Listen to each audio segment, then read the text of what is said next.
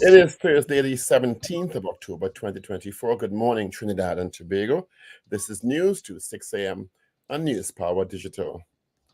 The United National Congress will today seek House Speaker Bridget Anissa George's permission to refer Energy Minister Stuart Young to Parliament's Committee of Privileges over his comments aimed at Kamla Persad-Bissessar while she and other members were exiting the chamber of the Parliament last week, October 10th.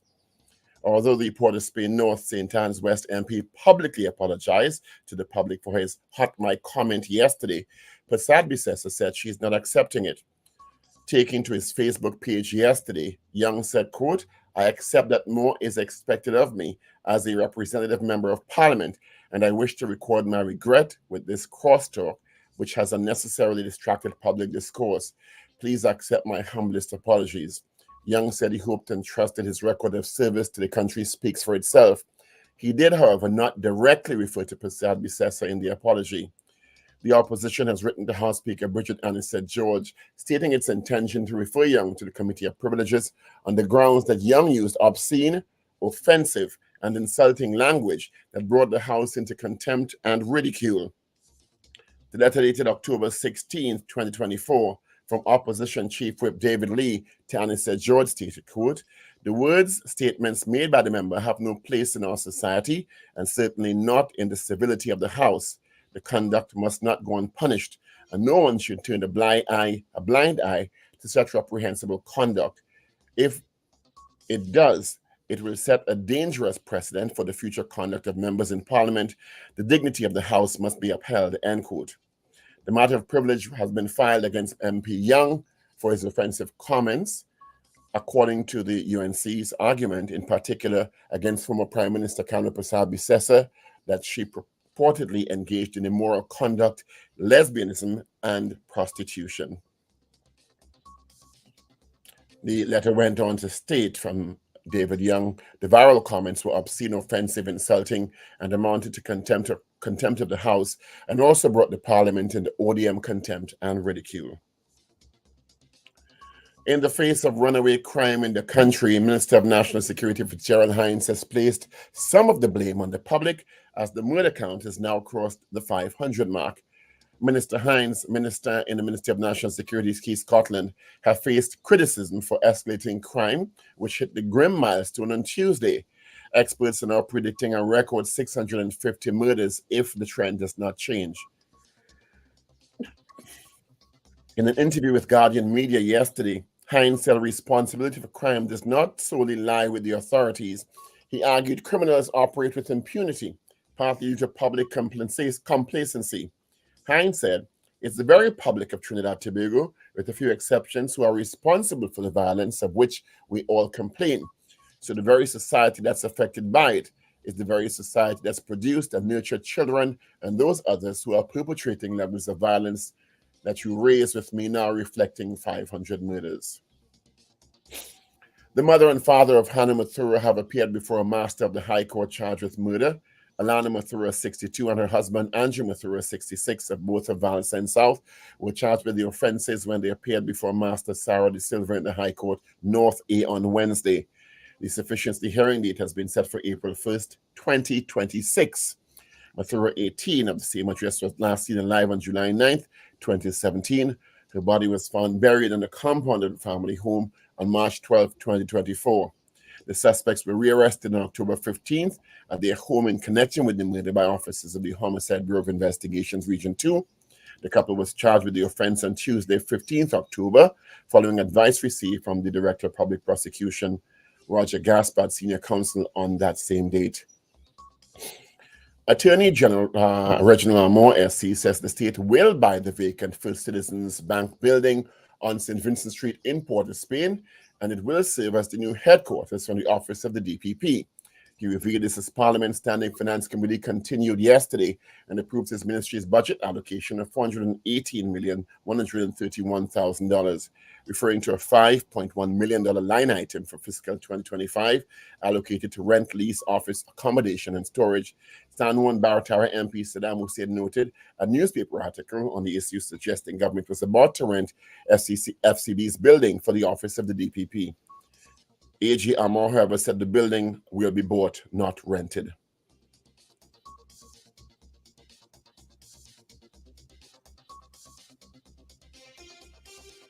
Finally, Australian Prime Minister Anthony Albanese is under fire after buying a multi-million-dollar cliff-top home amid a national housing crisis. Albanese made the purchase months out of an election in which the cost of living and housing are key issues in that country. Albanese defended his decision, saying he knows what it's like to struggle. He bought the luxury property to be close to his fiancée Jodie Hayden's family on the New South Wales Central Coast. And that is news to 6 a.m. right here on News Power Digital. We will have major news coming your way at 7 a.m. Good morning.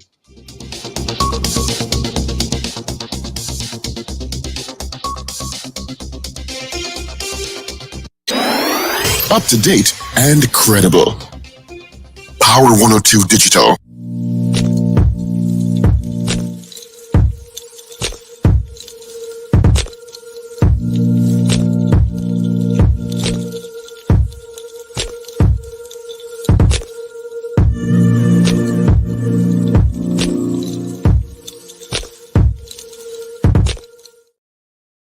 Good morning, neighbors. It is 6.5 minutes after the hour of 6 o'clock on this, the 17th day. Yep, 17 days already in the month of October. So thank you so much for joining us on the Power Breakfast Show on Power 102 Digital. It's all about the hours this morning. We do it from Dr. Paul Richards. We'll hear from Richard, Ragoobarsingh, Ruben, and Shane. They're in a mix, of course. My name is Steve Khan. All right. 24 degrees at Piarco International Airport, 27 in our beautiful sister Isle of Tobago.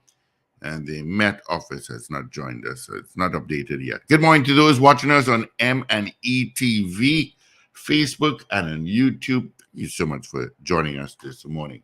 Traffic-wise, usual stuff. You got traffic from Coover this morning towards Sugar Gunners, and after that, it's just some volume. Valencia Stretch. It's a bit heavy this morning. Yeah? All right. So good morning to you, Paul. What's happening? Good morning, Steve. Good morning, everyone. Yeah, good morning to you. Hope you had a restful evening. Yes, for the most part, I did. Wonderful. Wonderful. Let's say good morning to those locked on Facebook and YouTube. Like God Silly out of Valencia, Oliver Man Warren, Ray out in West Palm Beach, Florida. D. Pierre, Wayne Bennett in Covington, Georgia, Carol Guevara, Maria Celia, Isasha out in London, Huda Wells, David Wares, and of course, Mrs. Wares, good morning. Anthony Tinto out in Canada, Mo Gaines in Aruka, Ingrid Adams, good morning to you. And happy Thursday. Mo Gaines out in Aruka, Empress Lal, Rita Bulu Jennings, good morning to you. Thank you, Empress. You know, I have a thing for that name. Titi Birds out in Maraval. Thank you so much for joining us, okay? Sankofa, Captain Ron in Orlando still. Okay, so good morning to you all. Right, okay. What's that smoke about? Nothing. Okay. And as usual, we'll start off with some good news. I found one this morning with two local teenagers, Alex Sharma, he's 14 years old, and Benjamin Mahon, 17, will represent Trinidad and Tobago in the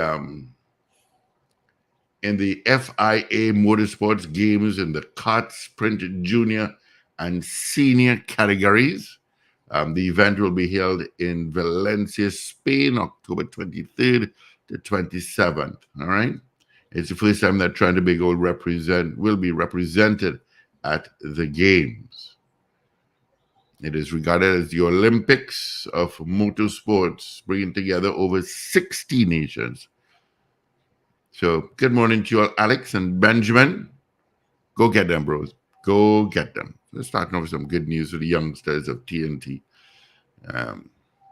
this morning. And happy birthday to former Minister of Agriculture, Clarence Rambarath, celebrating his birthday today. I think he recently celebrated his anniversary as well. Yeah. So happy birthday. Good morning, everyone. You have this smile on your What face like you smile? have Because a I'm just mark, a buzz, that's the and you're interesting bubbling. development. The developments have taken place in the last 24 to 36 hours. Mm. First one is, of course, the apology by Minister of Energy Stuart Young. Mm-hmm. Remember earlier this week we asked the question, should Minister Young apologize? Mm-hmm. We asked that question. Mm-hmm. There were so many people who said no. 55% said no. No, they said no. He shouldn't apologize. Yeah. He did nothing wrong, so he shouldn't have. So what do you apologize for then if he did nothing wrong? You understand? Sometimes I wonder. As I asked the question that if that had been Dr. Rudal Munilal, would we not have called for an apology, an Of course. unequivocal apology? Oh, yes. How could statements like that not be offensive? And some people are saying it's not a real apology. Or it wasn't on, Parliament wasn't on, they were on a break. The things people try to justify sometimes astounds me. Yeah, no kidding. And the other side just do it too. Oh, that is normal behavior.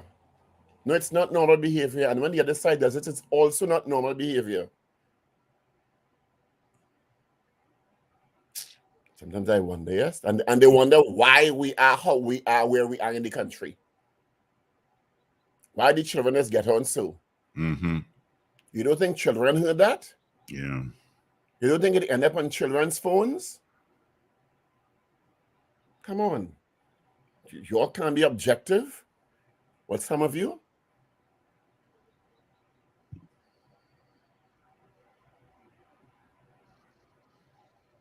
You understand? Yeah.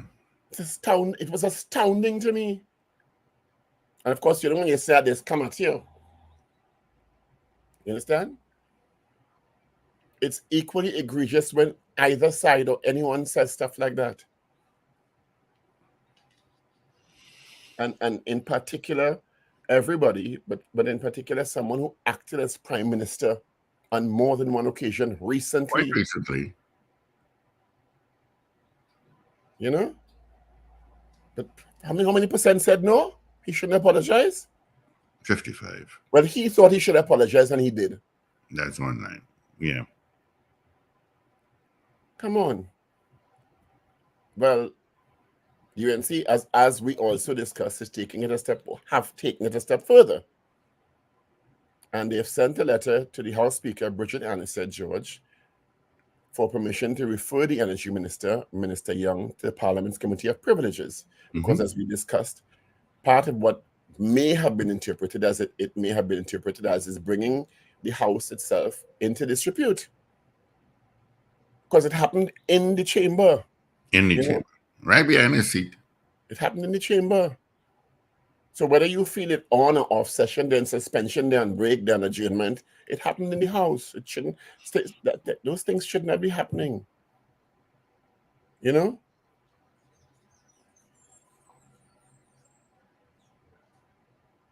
So I mean, and then there's some people whose contention, you know, if were me, the day after I realized it went public, I would issue an apology immediately. You understand? Mm-hmm. So let's read the apology in whole. All right. Let me find it. You find it. Some are calling also for Minister of Finance, Mr. Colin Imbil, to apologize as well, as he was giggling and laughing about his comments. So you want the apology for laughing too? And condoning such statements. So this is the apology from Minister Young. All right, let's go. Minister and MP Young.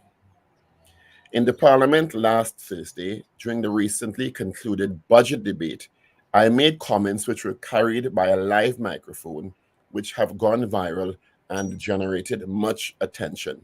Mm-hmm. I accept that more is expected of me as a representative member of Parliament, and I wish to record my regret that this, in parentheses, in quotations, crosstalk, has unnecessarily distracted public discourse. Please accept my humblest apology. I hope and trust that my record of service to our country speaks for itself. Be further assured that I will continue to serve without fear or favor, malice or ill will. Stuart Young, SC, MP, Member of Parliament for Port of Spain North, St. Anne's West, dated October 16th, 2024. Right. That's appropriate. And of course, people are pulling apart the apology as if it ain't really an apology and all that nonsense. I'm not getting into that, okay? He apologized. I ain't getting into the machinations of whether he should have apologized. Included in the letter to Mrs. Pasal-Bissessar, who was the target of seemingly the target of the discourse. Mm-hmm. You know, but people actually said that he should not apologize. And somebody actually put in the chat, I remember very clearly, the hypocrisy on my face when we were talking about it. You understand, Steve? Mm-hmm. Yeah. Mm-hmm. Hypocrisy on my face. Yeah. Yes, the part that kind of turned me off in the apology was calling it an unnecessary distraction. The distraction came when the comments were made. Anyway, the opposition is taking it a step further, or have taken it a step further. Yeah, they have. They're quiet this morning and have asked for House Speaker Bridget Annison George to consider a request that Minister Young be taken to Parliament's Committee of Privileges, because, quote unquote, in the letter dated October 16th, yesterday, sent by Opposition Chief Whip David Lee to Mrs. Annison George, quote, the word statements made by the member have no place in our society and certainly not in the civility of the House. The conduct must not go unpunished, and no one should turn a blind eye to such reprehensible conduct. If it does, it will set a dangerous precedent for the future conduct of members of Parliament. The dignity of the House must be upheld. I sat in that committee once. That was 7 years ago. It's a very rigorous committee. Is it? Okay. Yeah, it's a committee composing both sides. I can't remember. I think it may have been Anna Roberts that would have been brought before the committee. Mm-hmm. And I'm not sure, but I think it may have been him. And it carried through its duty because, of course, this request has to be approved by the Speaker of the House, who I do believe is the chair of the committee, if I'm not mistaken. Oh, okay. Or it could be the I think it's the Speaker of the House. Right? The letter went on to state that the opposition argued one time, bam, you're here. Mm-hmm. No delay. Hey. No delay. Morning, Rich. Very well done. Yeah. Good morning, guys. Good morning to our listeners. The page wasn't covering the interface.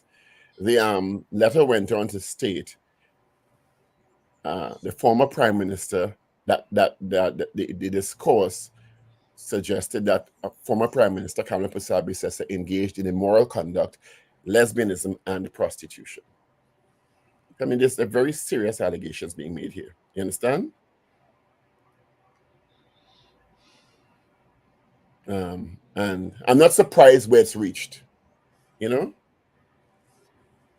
When someone is saying it's a private conversation, how it could be a private conversation in the House of Representatives?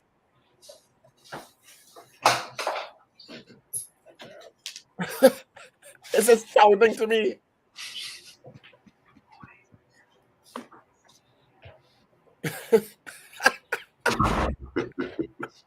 Whether on or off the record, how it could be a private conversation? I just don't know sometimes. Anyway, we shall open the phone lines momentarily. You see how this goes? Guardian Media interviewed Minister of National Security Fitzgerald Hines yesterday, of course, unfortunately. We've reached the unfortunate grim milestone of 500 murders in the country. Really, and this is October. Yeah. There was another one last evening. 1.5 months to go. and November and December are generally, unfortunately, show peaks in murder rate. If you could call anything after our peak, quite frankly. So when asked about the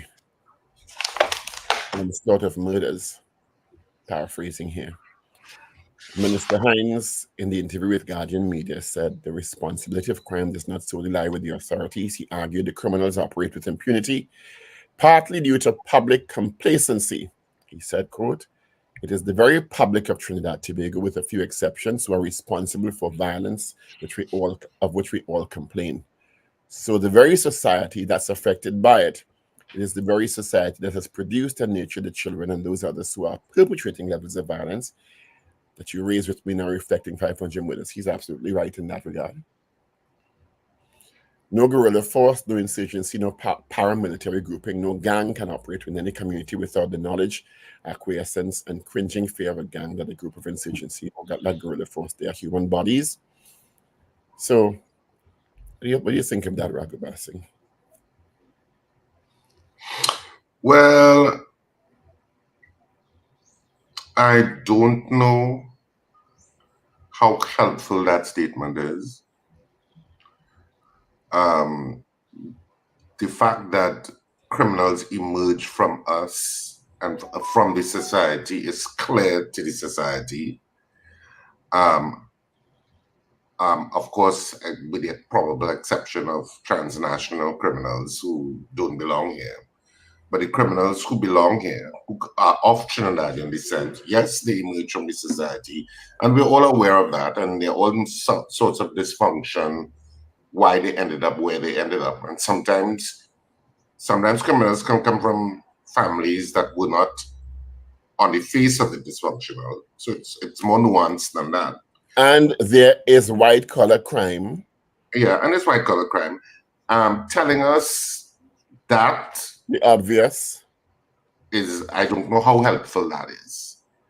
I don't think it's helpful in assuaging people's concern about crime. So I think that he could have used his words in a more productive manner in terms of assuaging the fears of citizenry with regard to crime. And not only fear, the anger of citizenry with regard to crime. Anger. Because families are suffering unspeakable losses.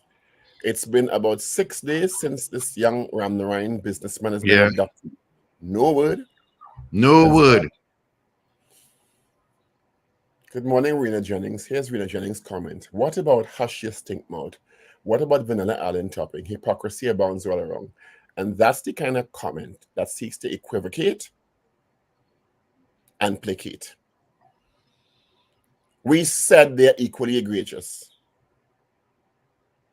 We said they're equally offensive and should be sanctioned in the same way.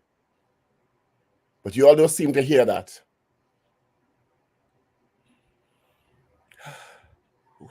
I think Stuart Young's apology could have been more forceful. Yes, it's an off-mic comment, but it's heard, and you're in a public forum, and it has been heard and it's resonated across the country. He could have been more pointed in terms of his apology towards the leader of the opposition specifically, in terms of what he said. And generally, he just apologized in a kind of general way.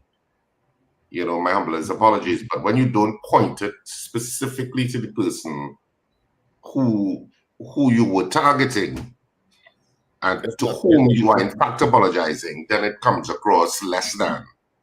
So just be the statesman and that you aspire to be, because you obviously you're aspirational to the leadership of the People's National Movement. Right now in Arima, I think he is aspirational. So just be, if you're aspirational to the highest political position, then you need to act in that way. The country is accustomed to half-hearted apologies from politicians historically. We're accustomed to that. You know, when people apologizing, but they don't really want to apologize. Because the apology gets stuck in politics. Ambrose Blah, I have said on numerous occasions, and I'll say it again, Vanilla Allen Topping's attack on Prime Minister Dr. Keith Rowley in the Parliament is the absolute worst, most disgusting, egregious discourse I've ever heard in the Parliament. As a matter of fact, I interviewed her some months after and challenged her to apologize, and she said she will not, making me lose even more respect for her. So there, I said it publicly again. I don't know how many times I have to say it. Maybe one more time.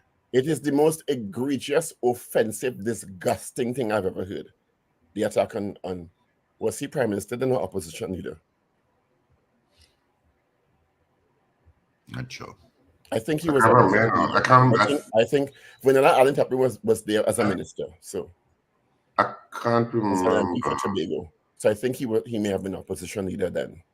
It is the most disgusting, offensive, vile, dark, reprehensible thing I have ever heard in the Parliament, and I've said so on numerous occasions.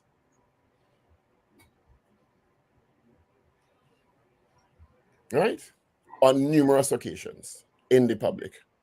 Yeah. That one beat all so far. I've never heard an attack on a human being and their family that vile. As a matter of fact, in or out of the Parliament. It was awful, to say the least. I'm lost for words as to how disgusting it was. And I've said so publicly several times. Shall we open the phone lines? We can do that. The Attorney General has also indicated the government intends to buy the building on St. Vincent Street for the office of the DPP. People hear what they want to hear, yes. Yeah. DPP has agreed to the building? Yes, he's found it suitable, and they're moving forward to purchase the building. I think there's a $5.1 million line item, but that building only worth $5.1 million. Maybe that's part of it. I don't know. The mother and father of Hannah Mathura have appeared before a master of the court. Guess when the sufficiency hearing date has been set for? 2026. April 1st, 2026. Are you I'm like April 1st, the sufficiency hearing, eh? No kidding. Richard Ragoobarsingh, describe what a sufficiency hearing first is. Well, it's both parties presenting the basically what they're going to argue in court. Start of the case, right? No. But it's like we have some calls. I'm like, when I get 2026, I was like, wait, did they just say 2026? Mm-hmm. You didn't know it would be in 2024? And interestingly enough, also in the news last night, I don't know if it was a direct quote from the police, but the police was saying that they have little or no actual evidence with regard to the Hannah Mathura case. So a lot of the evidence is circumstantial. It's also, a lot of it is circumstantial. And I'm like, why would the police make such a public statement to already weaken their case? Because that's the first thing that probably an attorney would do, is file a no-case submission and say, you don't have any evidence. I'm like, what? I'm like, wait, am I sleeping? Is the news a kind of bizarre twilight news? But I was awake. So 2026 is the sufficiency hearing. It's crazy. That is crazy. All right, we have some calls coming in. Let me say good morning. Good on to my good friend Suzette out in Scotland that tuned in. So good morning to you, Suzette. Long time. Good morning, caller. Yeah, morning, everybody. Good morning. Wendell says, Good morning. I listen to the discussion. Mm-hmm. I, over the years, hear some kind of conversation inside our parliament on that parliamentary privilege. I wonder about if people going mad or what? The president, they're not level of killing attack on the president. Dr. Rowley's wife ended up in the thing that time. I had to call the program and say, "Oh, why you bring the man wife in all the business? Nice. Not killed. All them fellas, like them fellas, they care what they say about people.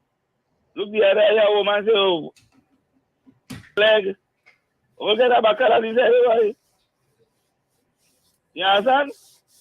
So, Yeah. so, they only operate in the parliament until the man has also sing a song, and I said yesterday, in parliament, it kicks in. Mm-hmm. So I don't know who right and who wrong, because like all of them doing the same thing. Then they're all wrong. Yeah.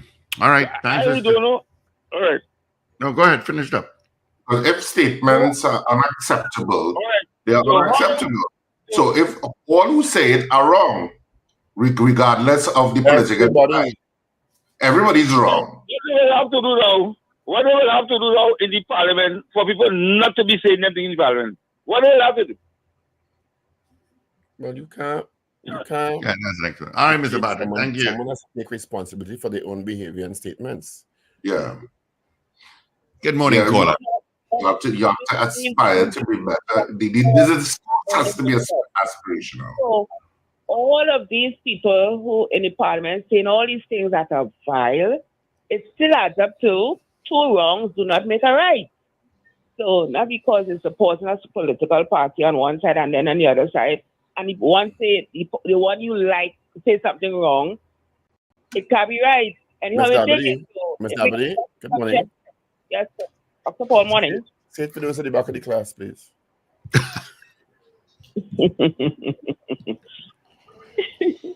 You know, so I just find why it is. I mean, Vanilla Allen said things so long ago, and I want to forget what she said. You know, but every time somebody says something so bad, again, you have to bring up these things what these people said already. Those who are condemned, and still those who are saying it now like they didn't learn a lesson. You know, so I just find he wrong, and you have to take it as he wrong. He apologized, but for me, what was worse about Vanilla Allen Topping's statement, to me also, is that she said it on her legs. Yes. And none of her colleagues sought to stop her or condemn her. And she didn't apologize. An actual presentation. That's to me why it was so terrible. That's why I say it was the worst I ever heard, because she actually said it in a presentation as part of it. That's why it was so awful and reprehensible. Yep. Everybody sit down quiet. So I just find, you know, and just recently, just during the same budget debate, when the MP from Aurora said something, I didn't hear her apologize either, but her colleagues didn't pull her up either. So then, you know, that's why people are watching it that way. But if you like your party, you must let your party members be bigger than that. You know what I mean? If there's something wrong, condemn them the same way. Understand? And finally, I don't know if I see wrong on the CNC3 News last night. I don't know if I heard it wrong, but I think I heard the police said that they don't have sufficient evidence. I'm not sure. I had to read over the papers this morning. Something like they don't have sufficient evidence for the Hannah Matura matter. I might be wrong. Or they had little or no hard evidence. All of the evidence was circumstantial. At least that's what the news reported. They didn't have a direct quote by a police officer, but they reported at the police as saying generically. Because they said just before that they appeared in court, and then I read it on the bottom of the screen something and say, "Puppy, when my classes right." You all have a wonderful morning. All right. I remember we discussed that on Monday, that because I think Steve asked why it took so long. I said because it's a very difficult case. Because yes, the child died, but to me, there was no report of an eyewitness murder weapon being found. The issue is that she disappeared. The parents didn't report her disappearance to the police or any authority that I know about. You understand? And her sibling, seemingly one of the children in the house, is who reported it to police, and the police went and dug up and found her skeletal remains. So it's a very, very, very I understand why the DPP kept telling the police, go back and get more evidence. You understand? To try and form a conclusive case to charge for murder. Caller, good morning. Good morning, gentlemen. Good morning, my dear. How are you, my love? I'm very good. And you? Hearing your voice makes me so much better this morning. Really? I know Yes, the was vexed at me now. You didn't say on Monday or Tuesday that Stuart Young didn't direct it directly to anybody, and he said it under his breath. I said that? Remind me what you said. I did not say any such thing. Directly. Or I did not say any such thing. What you said? I can't remember exactly. I said a lot, but I don't. All right. I got to look at the program and tell you exactly you do what that, please. Send the file to me. I'll happily play it back. You said it wasn't directed to her directly, and it was on his breath. He was. I'll get that thing and send it to you. I'm purposely looking for that. Anyhow, so much long talk with that. That is going on in Parliament long time, and Paula May weeks years must see it butt off when she was the president. So I not taking that. People, and as I say again, damn if you do, damn if you don't. Because he apologized, and now people find it agreed definite. She didn't say nothing directly to the woman. They overheard on the hot mic what. So why make a big deal about it? I asked again yesterday when they had almost break up the benches in the Parliament, and while the president standing on her feet and they wouldn't sit down. How come? And I call on the PNB, I say always letting too many things slide. And they didn't take that whole opposition to the Privileges Committee that time. I think it was the concerning the new president that we had that they were debating on. Something they were vexed about. But nearly mash up the Parliament. Anyhow, I want to say, let me leave that alone. Enough on that story.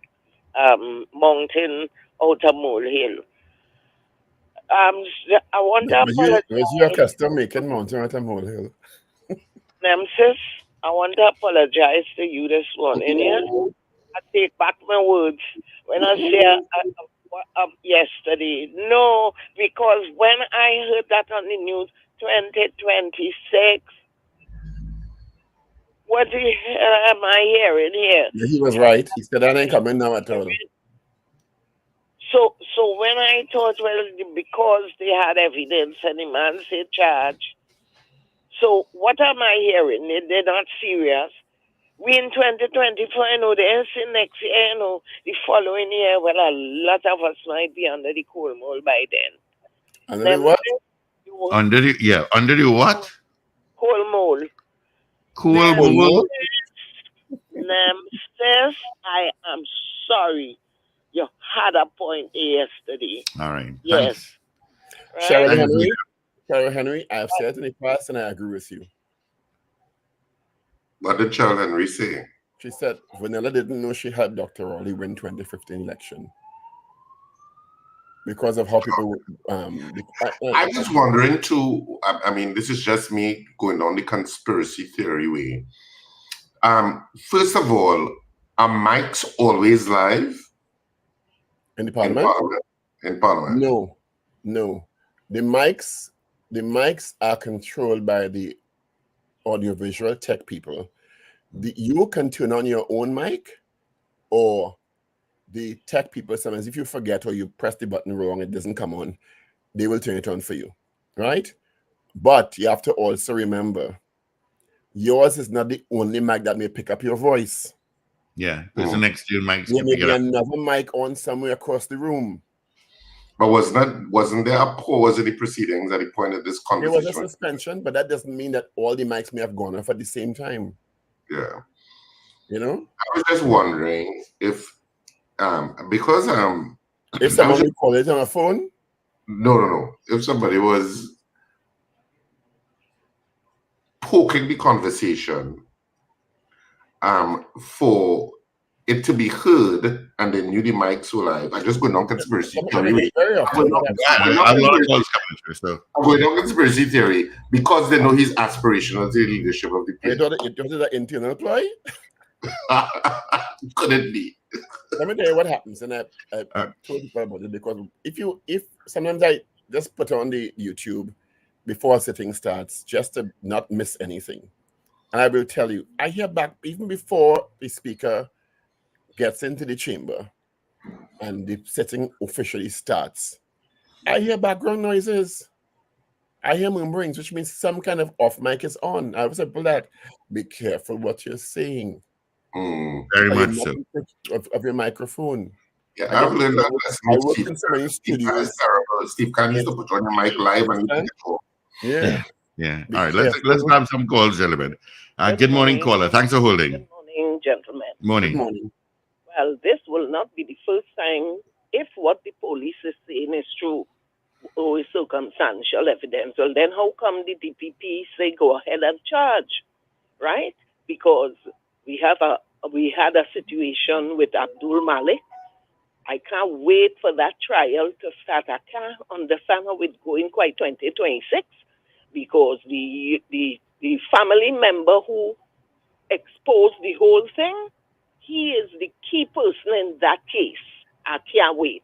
And I want to say to Ms. Dabadi, I could never forget what Vanilla Allen Toppin said, and I will never forget it, because it was despicable. I don't know how she was never taken to the privilege committee, but you have to remember who was in office. I don't think the election was long after that. I think that's the reason. Yeah, well, she helped Dr. Rowley win that election, because let me tell you, people who wasn't voting went out and voted after Vanilla said that, and not too long after, she was removed as a minister. So, but I mean, you know what I can understand? Anil Roberts and David Naki disrespected the former president, Miss Paula May Weeks, so many times. Good Lord. Look now, it's Animal Farm at play. And Wendell Eversley, which is you suffering from the effects of 1990, you suddenly now want somebody to resign? How come you never ask Naked and for Roberts to resign? Good luck, all you good, yes? Let me go and watch some TV. All right, thank you. 6:43. Good morning, caller. Yes, good morning. Morning. Good morning. A little correction for the lady that asked you, Mr. Richard. I said you said it. It was Wendell who said that he said it Soto Voce, and that wasn't really Soto Voce.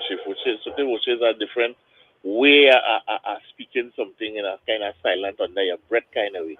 He was talking to I think the person who was next to him was the minister. He was really speaking about not knowing the mic was on. It wasn't something deliberately said or talking in the mic or throwing it as a peacock.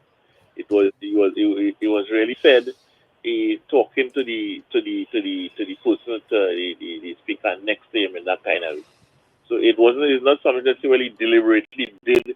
It just was an accident that had happened. Because in Parliament, a lot of other things have been said with the mic on. He didn't realize the mic was on, so he's not necessarily deliberately say that and talk that and tell somebody that he made a statement, but he made it not knowing that the mic was on, and that is what really happened. And it's Wendell who's talk about the Soto Voce. Wasn't you, Mr. Richard? Thank you. All right, thank you so much. If you're planning to do some business at the licensing office in San Fernando today, it is closed. All right, it is closed today. So schedule another date.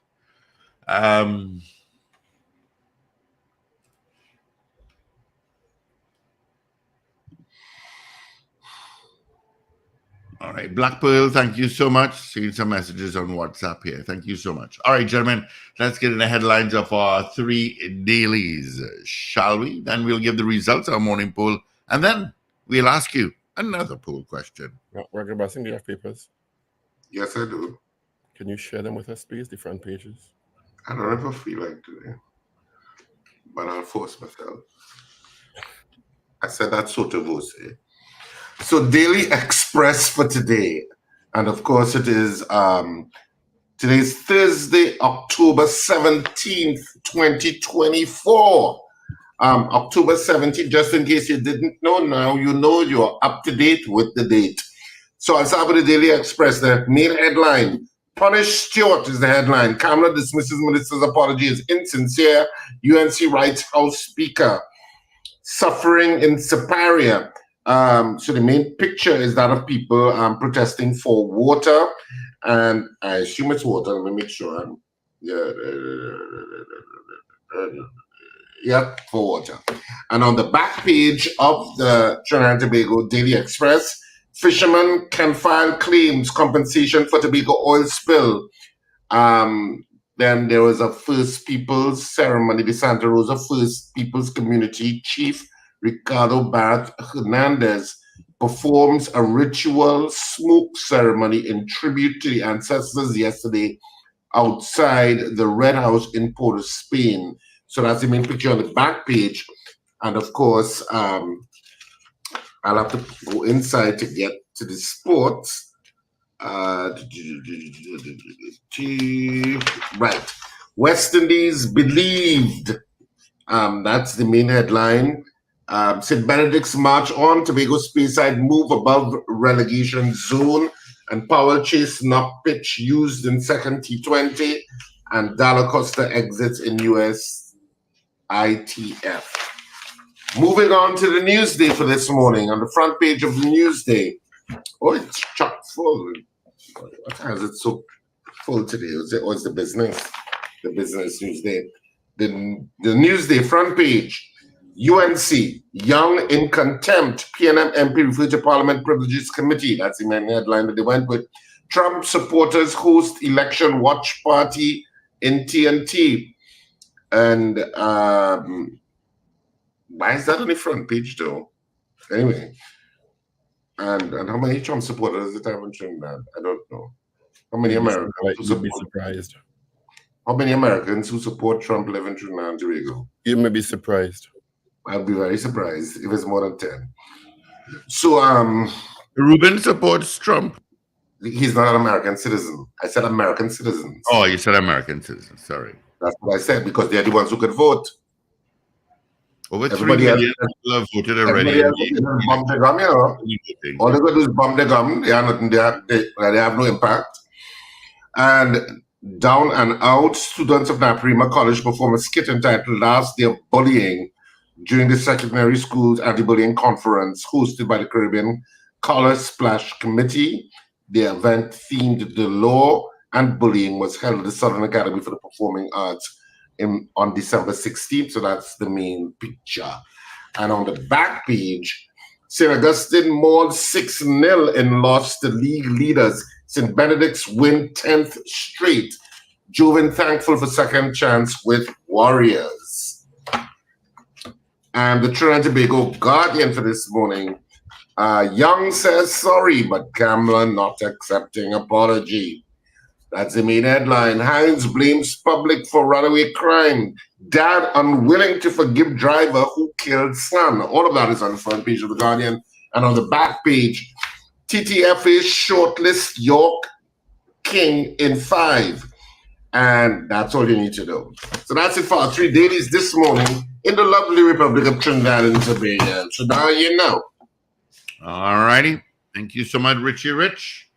All right. So let's get into this. Well, the results of our morning poll, where we asked you yesterday, should the criteria for assessing the Commissioner of Police and Deputy Commissioner of Police be made public?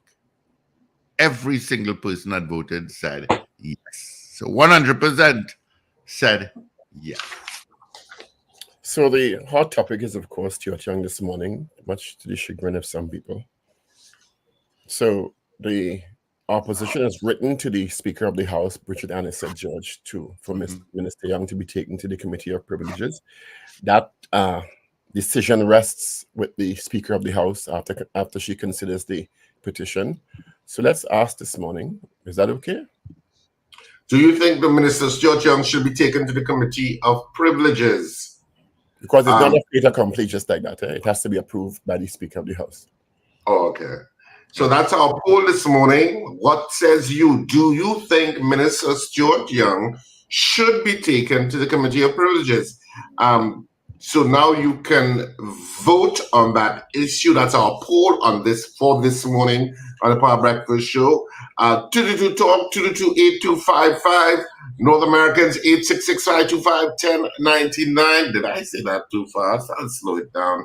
866-525-1099. That's for our North American listeners. Of course, you can vote absolutely toll-free. People who are watching us on M&E TV and all of the listening to us on smart devices, you can vote via WhatsApp at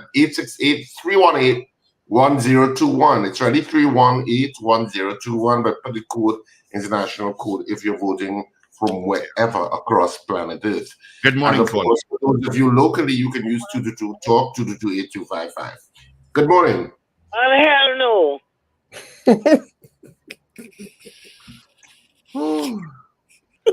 Mrs. R says no. Lester Craigwell says no. Vianney Warwood. You know, you make my moment very often, let me tell you. John Cato says yes. Strong says yes. Black Pearl says no. Good morning. Did you say somebody here would? You said somebody here would. I didn't hear the vote because Paul indisciplined as ever. Vianney Warwood had said no. Okay, I didn't hear it. Ian Lee out in West Trinidad, I could guess, says no, absolutely no. Carol Guevara says no. CJ New York, no. Wade Bennett, no. Ms. Bonnie West, no to the poll. Julia S. Batiste, hey, Julia, we didn't get a cake and ice cream. I walked in this morning to get cake and ice cream for your birthday, and there was, when I asked Shelly Ann, she said, no, Julia didn't bring anything. Just letting you know that. She said yes. Adonna Clark says no. DL, no to the poll. Boswell John, yes. Tone Luke says no way. Cascade St. Anne's says yes. All right. Do you think Minister Stuart Young should be taken to the Committee of Privileges? Yes or no? Ray Garcia says no. Trevor Panton says no. Royalty Forever says yes. What says you, caller? Good morning, gentlemen. Sandy Grande, yes. Where in the world are you? I am in Sandy Grande, sir. All right. Have a good one. Let's see. Royalty Forever said yes. Pearl Quarter says no. Jaron says no. Good morning, caller. Frank from Port St. Lucie. Hey, Frank. I say no. How you doing? I say no. All right. How you doing? How's Port St. Lucie? Recovered yet? Yeah, we recovered. All right. In my area, but other areas, it's cleaning up. All right. Thank you, Frank. Yeah, take care. Bye-bye. All right. So Jaron said no. David Nelson says no. Did you give David Nelson before? Who? Did you give David Nelson before? No. Richard G. Knight says no. Finbar Collins says no.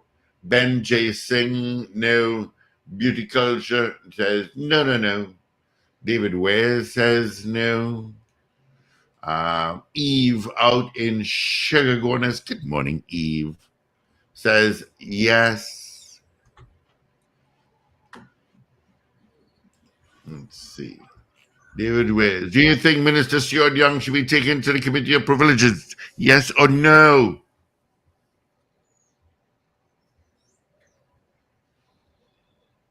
That's our poll this morning. 222 Talk 222-8255. North Americans 525-1099. People on the streaming platforms, you can send your vote right there, right in our comment section via the messaging portal located on those platforms. And of course, if you are watching us on M&E TV and listening to us on smart devices, WhatsApp us at 318-1021. Ambrose Blas says, hell no. Andre says, yes. All right. Let's get those votes going. Call us 222-8255. Those in North America, 866-525-1099. Numbers directly into our studio. 100-year-old Jimmy Carter voted for Kamala Harris. Yeah, by mail. He did. Amazing. Yep. 100, eh? Oof. Rico says absolutely not. Let's see. Okay.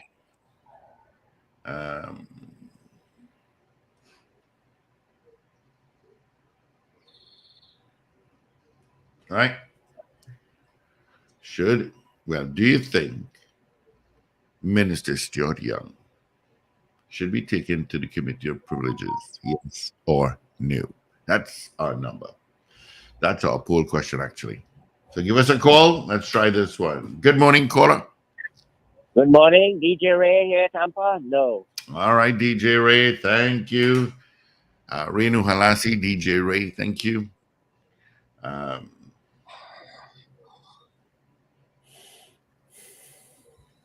Yeah. We have 2.5 minutes again before Evie walks in.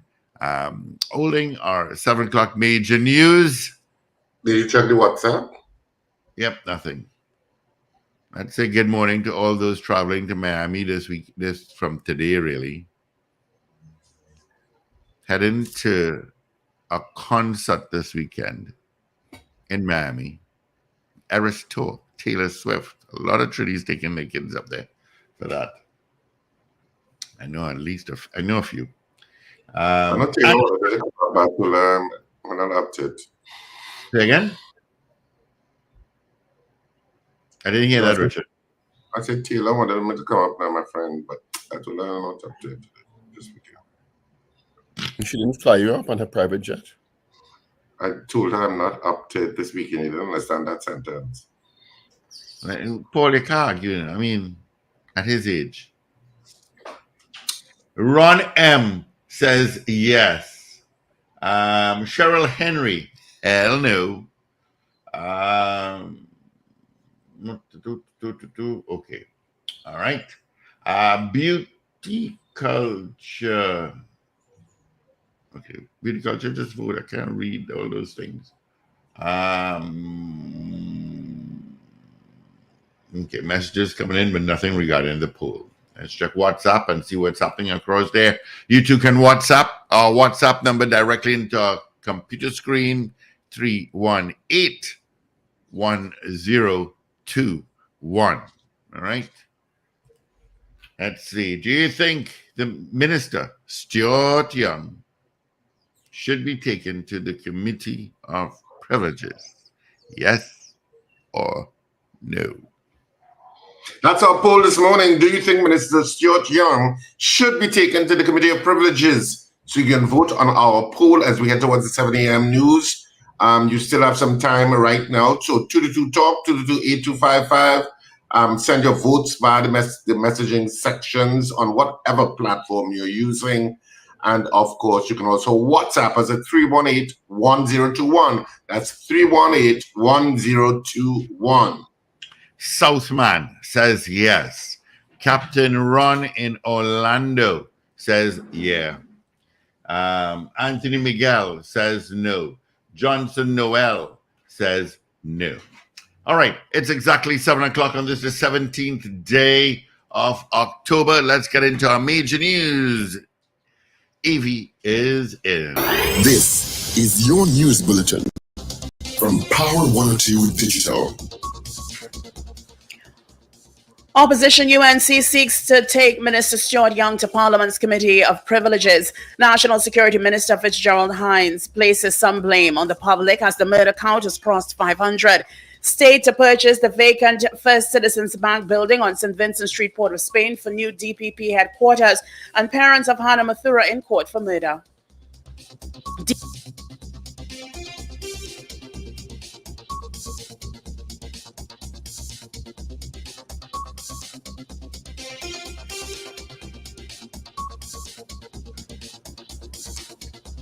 This is News 2, 7 o'clock on Power 102 Digital. I'm Avril Sentil-Bab. Good morning.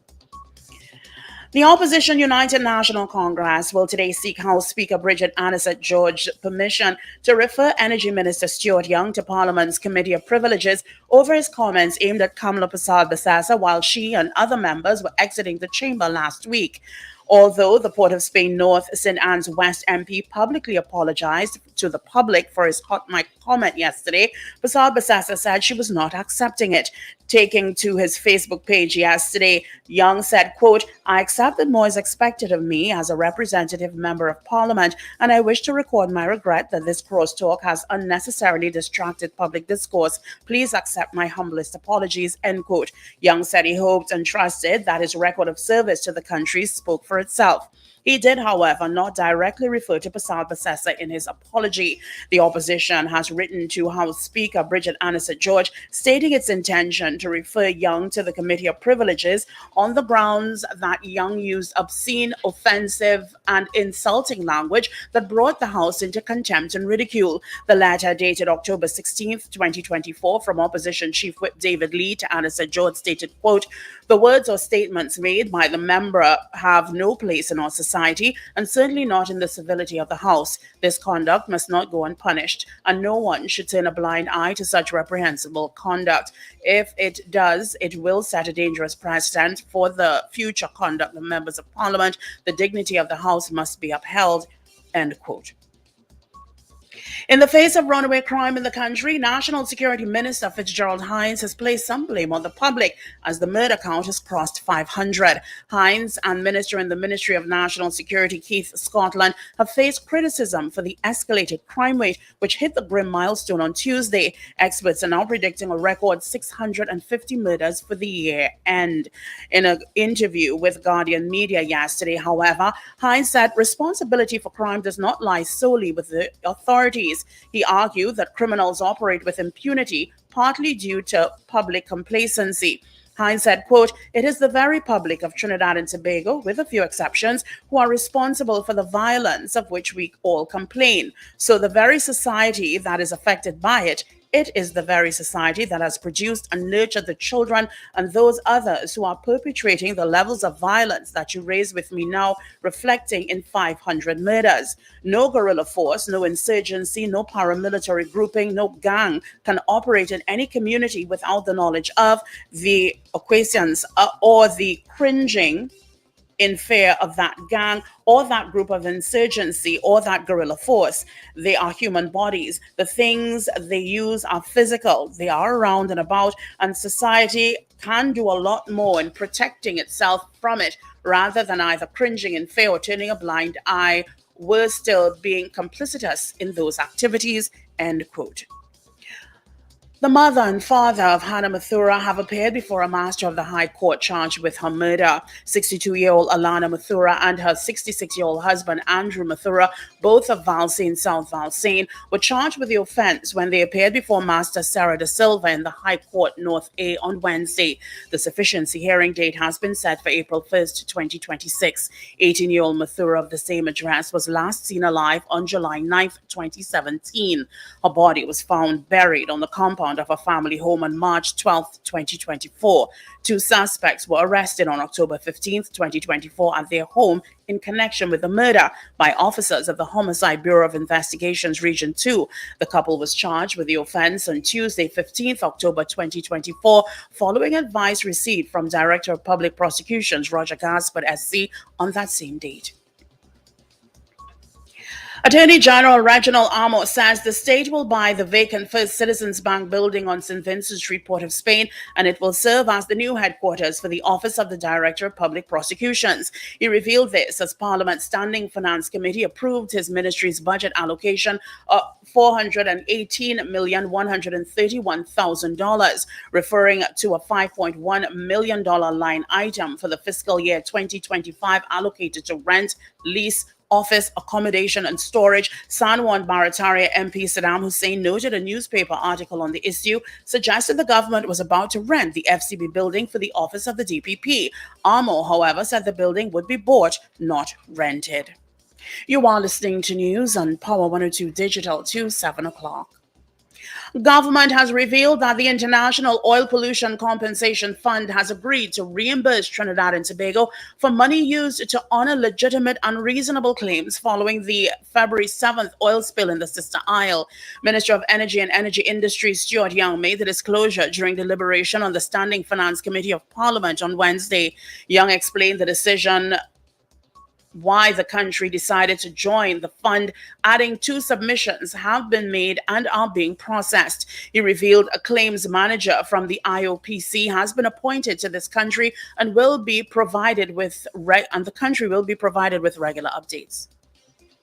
They've acceded to our submission that Trinidad and Tobago, and in particular the oil spill in Tobago, should fall within that IOPC fund, and they have accepted, the whole body, and agreed, and it is an order of the IOPC that the government's legitimate and reasonable expenditure will be reimbursed by the IOPC, and that of course includes claims from Tobago and the THA.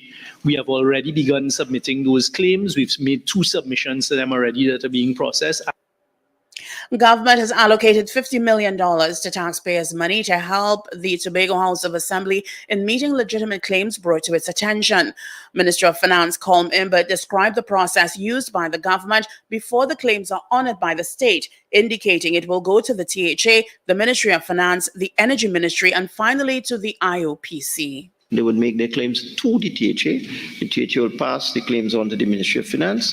The Ministry of Finance will pass them on to the Ministry of Energy, who will submit the claims to the International Oil Spill Committee. That's the process. It is not a process whereby the Minister of Finance, for example, is settling claims and so on. We are simply providing the funds, and this is a mechanism to provide the funds. Straight into weather news for the period today till midnight. Trinidad and Tobago, hot and sunny despite isolated showers. There's a medium chance of the isolated afternoon heavier shower or thunderstorm favoring Trinidad. Nighttime will be fair. Gusty winds and street or flash flooding may occur in or near heavy showers or thunderstorms. You can expect a temperature high of 34 degrees Celsius at Piarco International Airport and 33 degrees Celsius at Crown Point in Tobago. Currently, it is 28 degrees Celsius at both localities. Recapping your headlines to 7 o'clock. Opposition UNC seeks to take Minister Stuart Young to Parliament's Committee of Privileges. National Security Minister Fitzgerald Hines places some of the blame on the public as the murder count crosses 500. The state to purchase the vacant First Citizens Bank building on St. Vincent Street, Port of Spain for new DPP headquarters, and parents of Hannah Mathura in court for murder. I'm Avril Sintil-Bab. That was news to 7 o'clock on Power 102 Digital. There's more news in detail coming up at 12 noon and an update at 8 o'clock this morning. For more details, log on to power102fm.com. Up to date and credible. Power 102 Digital. Alrighty, thank you so much, Avril, for our major news. You can join her again come 8 o'clock with our news brief, and then alongside Sir Charles for major news at noon. All right, warm one already, 28 degrees. I tell you, that moon looked absolutely gorgeous this morning. Absolutely gorgeous. All right. Before we get into any more votes, got an accident to tell you about. It is westbound Churchill Roosevelt Highway, just before you get to Trin City Lights. There is an accident there. All right, so that's creating quite a bit of a pileup. Of course, where you think you will get traffic, where you will have traffic, you will get traffic. All right, let's see if we have any more votes. Let's see. We do indeed. Did I do? Yeah, I did that. I did that. Okay. Dali said no.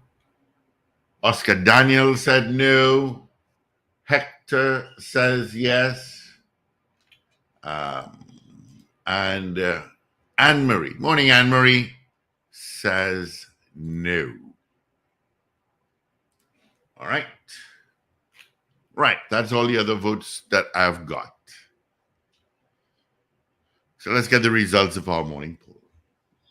So our poll this morning was, do you think Minister Stuart Young should be taken to the Committee of Privileges? We had 46 people voting in the allotted time. Of the 46 people voting, 33 of you said no, you do not think that Minister Stuart Young should be taken to the Committee of Privileges, and 13 of you said yes, you think he should. So 33 said no, and 13 said yes. So the nays have it. Of course, you can continue to vote on this poll. You continue to vote on this poll throughout the day, through all programming, and we'll be a final result tomorrow morning, which will be Friday, because the weekend begins tonight, people, at a second after midnight. Of course, you can vote on the poll, and we'll give you the results tomorrow morning. Just reminding you, of course, the theatre is on. We have lots of theatre happening as we drift towards the end of the theatre season, as we give way to the Christmas season. And through no fault of ours, the theatres just get booked. So you have theatre on True Talk, No Lie this weekend, Friday, Saturday, and Sunday at Central Bank. It's written by Penelope Spencer and directed by Penelope Spencer, Deborah Buku Mason. So you should not miss that. That's Friday, Saturday, and Sunday. And part proceeds goes to the Autistic Society of Trinidad and Tobago. And next week, Saturday, at the same venue, October 26th, you have one show only, and it's the final show in Port of Spain for That's Extravagant News, What in the Dark Comes to Light.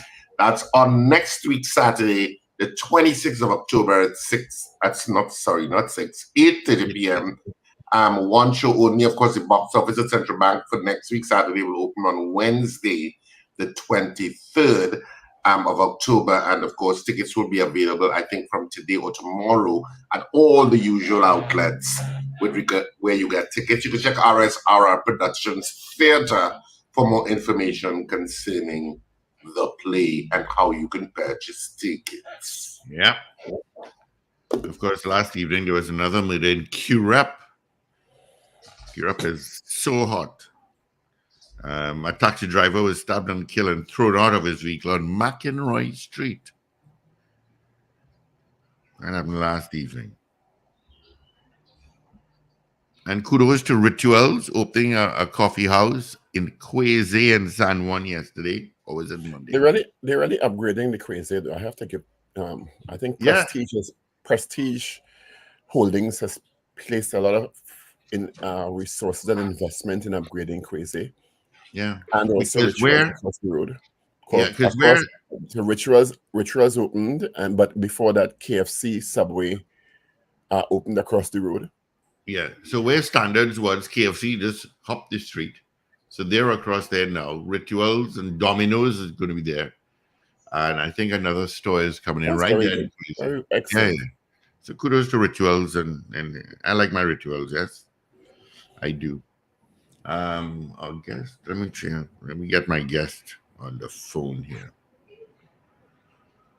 No video? Well, he's not there. Is he there? No. No? Did you send the link for him? Long time. He's in the same general time zone we are in. No, I think Tobago on a different time zone, you know. You know he's in Tobago? Actually, I don't. Exactly. Yeah, so someone got a little upgrade. Is that what you're saying? Mm-hmm. Yeah, the Quezé itself very nicely upgraded with business investment, from which was opened yesterday. A nice, really nice outlet, and and also across the road where Standard was KFC, and right inside Green Saddle Road, right next to the Subway. And a little further, Republic Bank just opened their brand new big spanking. Oh, it's huge. That Republic Bank was huge. And of course, First Citizens was there before. RBC to upgrade, but you know RBC these days, I don't know what they do. And Scotia is there, also has been there for a while. So tennis coaches, but there's a need. Samoa getting some good upgrade investments. That Republic Bank that they had in Samoa was a little dinky little branch. Yeah, but they clearly opened a huge branch now. So yeah, it's now huge. Yeah, it's huge. That speaks very well to yeah, it looks really good actually, the building. To the Burgesses. The Burgesses, to the Burgesses. I'm trying to add to stage. Right, yeah. Happy birthday, sir. Belated. Good morning. Yeah, thanks. It was Tuesday. Yeah. Thank All the best to you. How was your party? Hey, yeah, it was good, boy. It was good. I apologize for not attending. I had the flu the days before. I didn't want to contaminate your extremely echelon guest list. And clearly your trips to Miami for that filler and Botox is working. Oh, jeez, and ages. Boy, the thing is, people ask me about that all the time. I said it's just natural hard work. It's all I do, nothing else. Absolutely nothing else. Thank you for joining us this morning. Yeah. And happy belated birthday to you. Yeah, thanks a lot. That's true. You're in your seat one time. Look at the question on the screen there. Mm-hmm. You seen it? Just now, let me see. Do you think Minister Stuart Young should be taken to the Committee of Privileges? Mm-hmm. All right. And what has been the response from the public thus far? In terms, we had 46 people voting. Of the 46, 33 said no, 13 said yes. Yeah.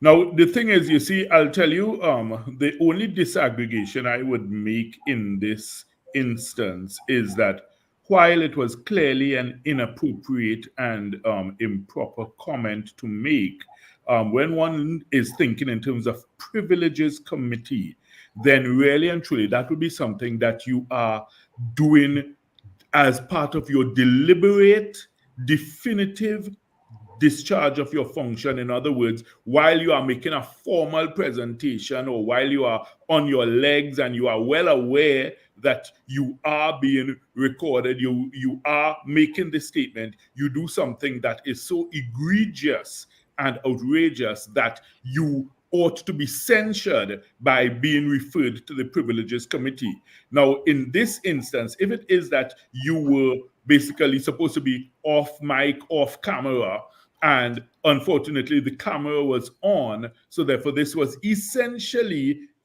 what was supposed to be a private discussion, even though taking place in a public space, I think you might have a distinction there in terms of making a formal referral to the Privileges, Committee of Parliament, because it's not a scenario where this was part of a formal presentation by the minister. So, I mean, of course, there's no excuse for, that type of language or, even making those types of comments at all as a public figure.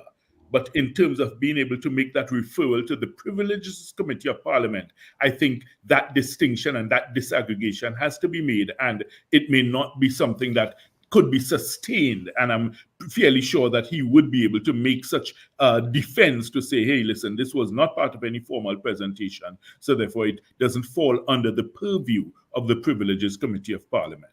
And as such, can't be officially put onto the Hansard record. Right. That's the next thing. I think that you make a good distinction there. So his apology may just suffice. I think so. A good distinction you've made there. Thank you. The Minister of National Security, switching gears quickly, has made a statement when interviewed by Guardian Media yesterday. And I want to quote directly when asked about, of course, the horrible crime situation, in particular murders. Yeah, he said the perpetrators come from the society, and it's a society. What are your thoughts on that response? Yeah, give the full statement, because it's the statement is, quote, "It is the very public of Trinidad and Tobago, with a few exceptions, who are responsible for the violence of which we all complain. So the very society that's affected by it, it is the very society that has produced and nurtured the children and those others who are perpetrating the levels of violence that you raised with me, now reflecting on 500 murders. He went on to say no guerrilla force, no insurgency, no paramilitary grouping, no gang can operate in any community without the knowledge of and acquiescence of, or the cringing in fear of that gang or group of insurgency or that guerrilla force. The human bodies, the things they use are physical. They are around and about, and society can do a lot more in protecting itself from it rather than either cringing in fear or turning a blind eye, or worse still, being complicitous in those activities. End quote. All right. Well, I mean, the thing is, this is, it's like Paul, the the old joke about, the member of parliament who spoke and spoke and spoke, and when he looked around, he realized there was only one person there in the chamber who was left listening to him, and he thanked the person. He said, for listening to me. He said, the only reason I'm here is because I'm the next speaker, because you've said nothing. And I mean, I'm sorry to, have to almost characterize it as that. But I mean, it really says nothing in terms of your role as Minister of National Security. We don't need you as a social scientist to be trying to analyze society and the ills of society. We are well aware of it, and there are persons much more qualified and much more capable of doing that type of analysis and giving prescriptions for what we need as a society to make ourselves better. But don't deflect from your role, responsibility, and function as Minister of National Security. That's what we put you there for. The same society is the one who elected your government, and it's the same society that is expecting you to carry out your role as Minister of National Security. So therefore, when you are asked questions as to what is happening, what are you doing, what changes are you making, don't point back fingers at society and say, well, it's your fault, because that's basically what is being done here. And you see, this really, really upsets me, because I always say that we as a nation must not ever let the TTPS off the hook to say that, look, let them, point back the blame and say, well, it's the society's fault. No, you are put there. You are given almost the largest section of the national budget every year. You get billions and billions of dollars. How do you account for it? What changes are you making? What technologies are you employing? These things bother me. So therefore, I reject that entirely. If it is that's his answer to what he's doing about the spiral and crime situation. But you see the point of the hour to deal with crime. You mentioned the TTPS and their efficiencies or inefficiencies, and the recently reappointed Commissioner of Police. What of the police and how effective they are? Because there's now the complication of 2 officers recently being charged with kidnapping and misbehavior in public office. There's now the complication of a young businessman missing, seemingly abducted by persons wearing police-like uniforms, and one in some sort of army fatigue. Yes. Not hearing anything about that for 6 days. Those are added complications now that has the public even more uneasy, because now the question is being asked, if someone dressed like a police officer stops me or comes to my house and asks to come in because they have a warrant, should I comply? Yeah. No. It's really crazy. It's really crazy. And the thing is, let me tell you, the lack of decisive action and decisive statements by the top brass of the police service, I think, is, further eroding public trust and confidence in the matter. You see in other scenarios, in other jurisdictions, Paul and Richard and Steve, where anything like that happens, immediately the commissioner will come out and say, listen, we've taken a decision, a departmental order has been issued, these persons are immediately suspended from duty without pay, pending the completion of whatever investigation or whatever hearing or trial or whatever. We need to see these things happen immediately and decisively. And you, as the leader of the police service, you need to come forth and reassure the public that, look, you are taking this seriously, you've taken action against it. We don't want a scenario where, say, for instance, okay, the two police officers who've been charged and, that they continue to be receiving a salary. And, if, heaven forbid, if they come out on bail, then basically, so what? We are now paying them with taxpayers' money and they could continue their nefarious criminal activities. What stupidity is that? We need to take decisive action. And there are provisions within the Constitution, where the Commissioner of Police has power to be able to deal with things. And this is what I'm saying. We need to use those tools. Correct me if I'm wrong. Even before or without ascribing an outcome in a court matter, which they now have before them, the two officers, the commissioner has the remit to dismiss them by dint of merely being charged for murder. This is what I'm saying. In other Commissioner can words, dismiss them. And this is what I'm saying. The commissioner does have power. I mean, of course, you want to ensure that people have due process and that they are treated fairly. So that's why I'm saying maybe you could consider at least certainly suspending them totally and having their salaries cut. And you say, well, okay, if it is that you are clear of the charges, then of course the salary will be restored to you, etc. But you must take some decisive action. You must listen. There's so many things we could do. We could use drone technology. We could use, get a proper camera network system that is integrated seamlessly so that you could see everything that is going on.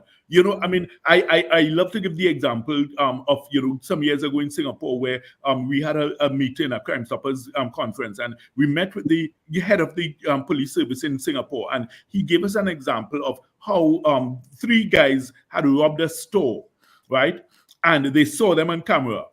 And they didn't arrest them. So we said, but you saw them, you identified them, and you didn't arrest them. They said, yeah, because you know what? We wanted to see who are their other associates. So they let them run free for 3 days, but they are tracking every movement. They got to all their associates. They saw, well, they sharing up the money with this one, that one, and then they swooped down after 3 days and arrested everybody. Because they were so confident in their camera network that they knew that they could track them from here to there, to there, to there, to there. So they said, let them run free. We will get them.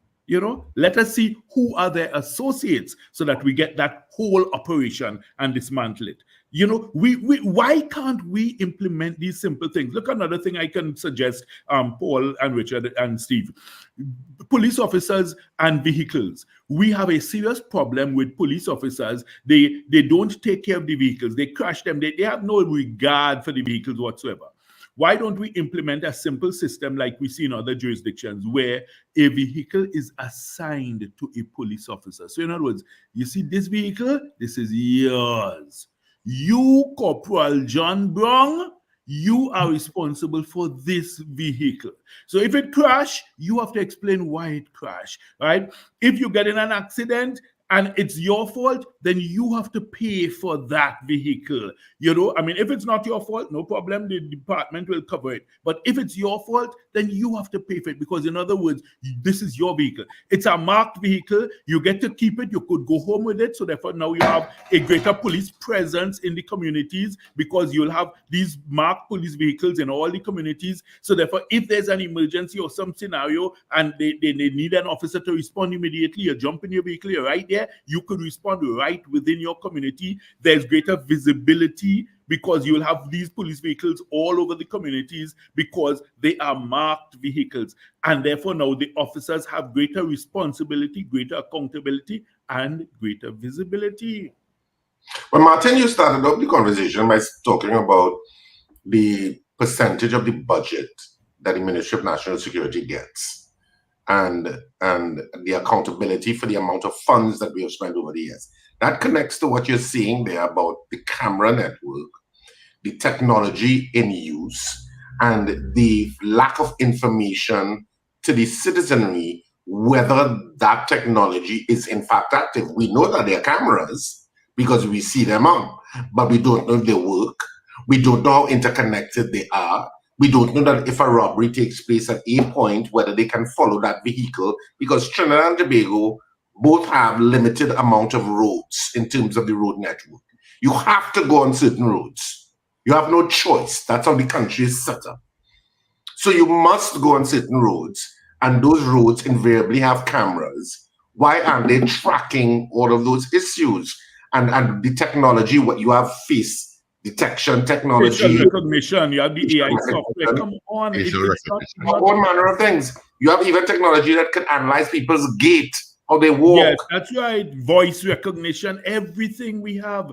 So why aren't we using it? Why are we still in the dark ages? You know, I mean, let me tell you how backward we are. I mean, and it's sad that I have to use this example, you know, but I mean, it's the reality. I remember last year we had a scenario where a client had an issue with cybersecurity, where her devices were being, interfered with by someone who was doing some cyber hacking and stuff like that. So she set up a meeting with a senior officer of the TTPS cybercrime unit, right, to investigate to see, well, who was it that was, interfering with her devices and, because like even her television, her computers, everything, they were interfering with it. And we went into this meeting, and you would not believe this senior officer of the cybercrime unit of TTPS comes into this meeting with one of these big old clumsy notebooks, like, what security guards have, and a pen, and say, yeah, let me hear what happened. I told our client, I said, listen, let's get out of here and not waste our time. How could you be investigating cybercrime with a notebook and a pen in this age? That's to tell you the backwardness and stupidity that prevails. It almost makes you feel in Trinidad and Tobago that the expression police intelligence is an oxymoron.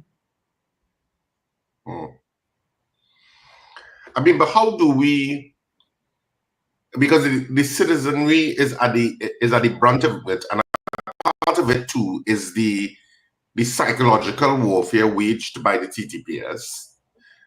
And the best psychological attack against criminals is knowing that you're going to be caught. Mm-hmm. That's the best weapon you have, that you are going to be caught. Mm-hmm.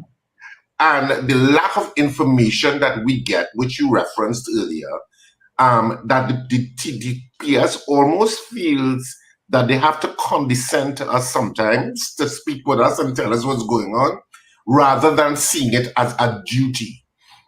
And for example, that same thing with the young business being taken, no information. We haven't even had information on whether the vehicles which had a blue light were in fact police vehicles or not. That's right. That's right. And they hide behind this wall of idiocy and stupidity to say, well, it's at a sensitive stage, so we can't say anything. Most times when they tell you that is because they don't even know what's going on. They have not even made any proper progress. So therefore, that's their blanket excuse to avoid answering questions. Because you're quite right. Look at those examples Paul cited. In other words, right, if it is that you have this scenario with the latest kidnapping where these persons were in uniforms looking like police uniforms, then okay, if you are saying that these persons are not police officers, then as far as I'm concerned, that means you've been able to identify who they are not. Then the next question is, are you able to identify who they are?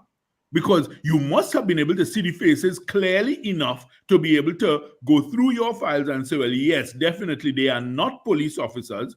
So then the next question is, okay, so what about your facial recognition software? What about your files, your database? Aren't you able now to tell us who they are? And we hear nothing. And you see, we cannot continue to make excuses for the TTPS or allow them to make excuses which do not hold water and then turn it back to society and hold up a mirror to society and say, well, you are the problem. You, society, you breed the criminals, so therefore you are, just as Minister Hines did. That's deflection. That's an abdication of responsibility. I'm sorry, but we have to start calling a spade a spade. And we have to make our leaders understand that we are not going to accept those types of excuses anymore. Well, can we take it one limb higher, where the police service is run by the Commissioner of Police? The Commissioner of Police is vetted through the Police Service Commission, and names sent to the Parliament to be approved primarily by the government of the day. Not so? Yes. Mrs. Harewood Christopher was just reappointed. There was a recent question asked as to whether the assessment protocols, because you was once a member of the Police Service Commission. Yes. For assessment of commissioner and DCPs should be made public. I know they told the JSC last year, earlier this year, what the criteria were. And should the actual assessment of the candidates who are sent forward be made public, in your opinion? I think it should. Both as a matter of transparency and accountability, and also as a matter of us being able to say, hey, listen, these are the measurable criteria and indicia upon which we did our assessment and evaluation of the senior members of the TTPS. In other words, all right, so you could look at different criteria. You could say, okay, management of your human resources. If you have 7,000 officers, how many of them have been present at work? How many on sick leave? How many on injury leave? What's your percentage in terms of attendance, in terms of punctuality, in terms of all these are measurable things. And this is why I keep saying that the Police Service Commission needs to do more in terms of both its monitoring and evaluation aspect, but also its accountability to the public, because they are a constitutionally appointed body and they have a duty to let the public know, well, hey, listen, we are doing our function and these are the results. This is how we assess it. Instead, what we've heard is the politicians mouthing off, and saying, well, this one did a good job and that one. No, that's not your role. That's not your function. There's a Police Service Commission that is constitutionally mandated to do that function, right? Even in terms of what we just mentioned about vehicles, you're supposed to have like an audit to be able to say, well, okay, how many of these vehicles you received? How many are still functional? How many were wrecked? How many were fixed? What is the proportion of, in terms of the maintenance logs for these vehicles?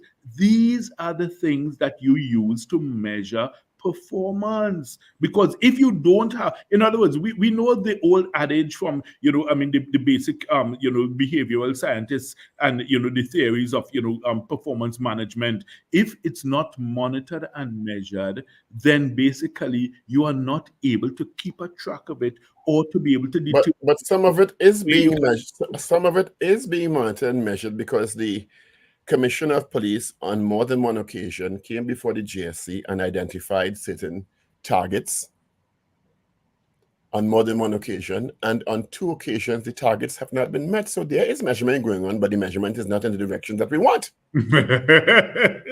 I'm serious, Yeah, so you're right. While there is the Police Service Commission's assessment of performance in HR, financial management, fleet management, technological advancement, there are metrics by which the police service is being measured presently, and they, in their own admission, are not meeting those benchmarks. Yes, that's right.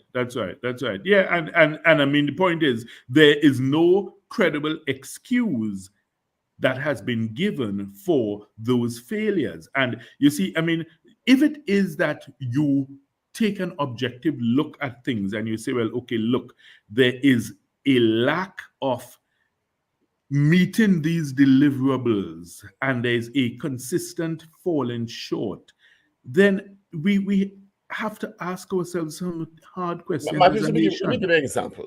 And I know this is something people think we harp on all the time, but to me it's a classic example of an inability in leadership. You spoke of technology a while ago.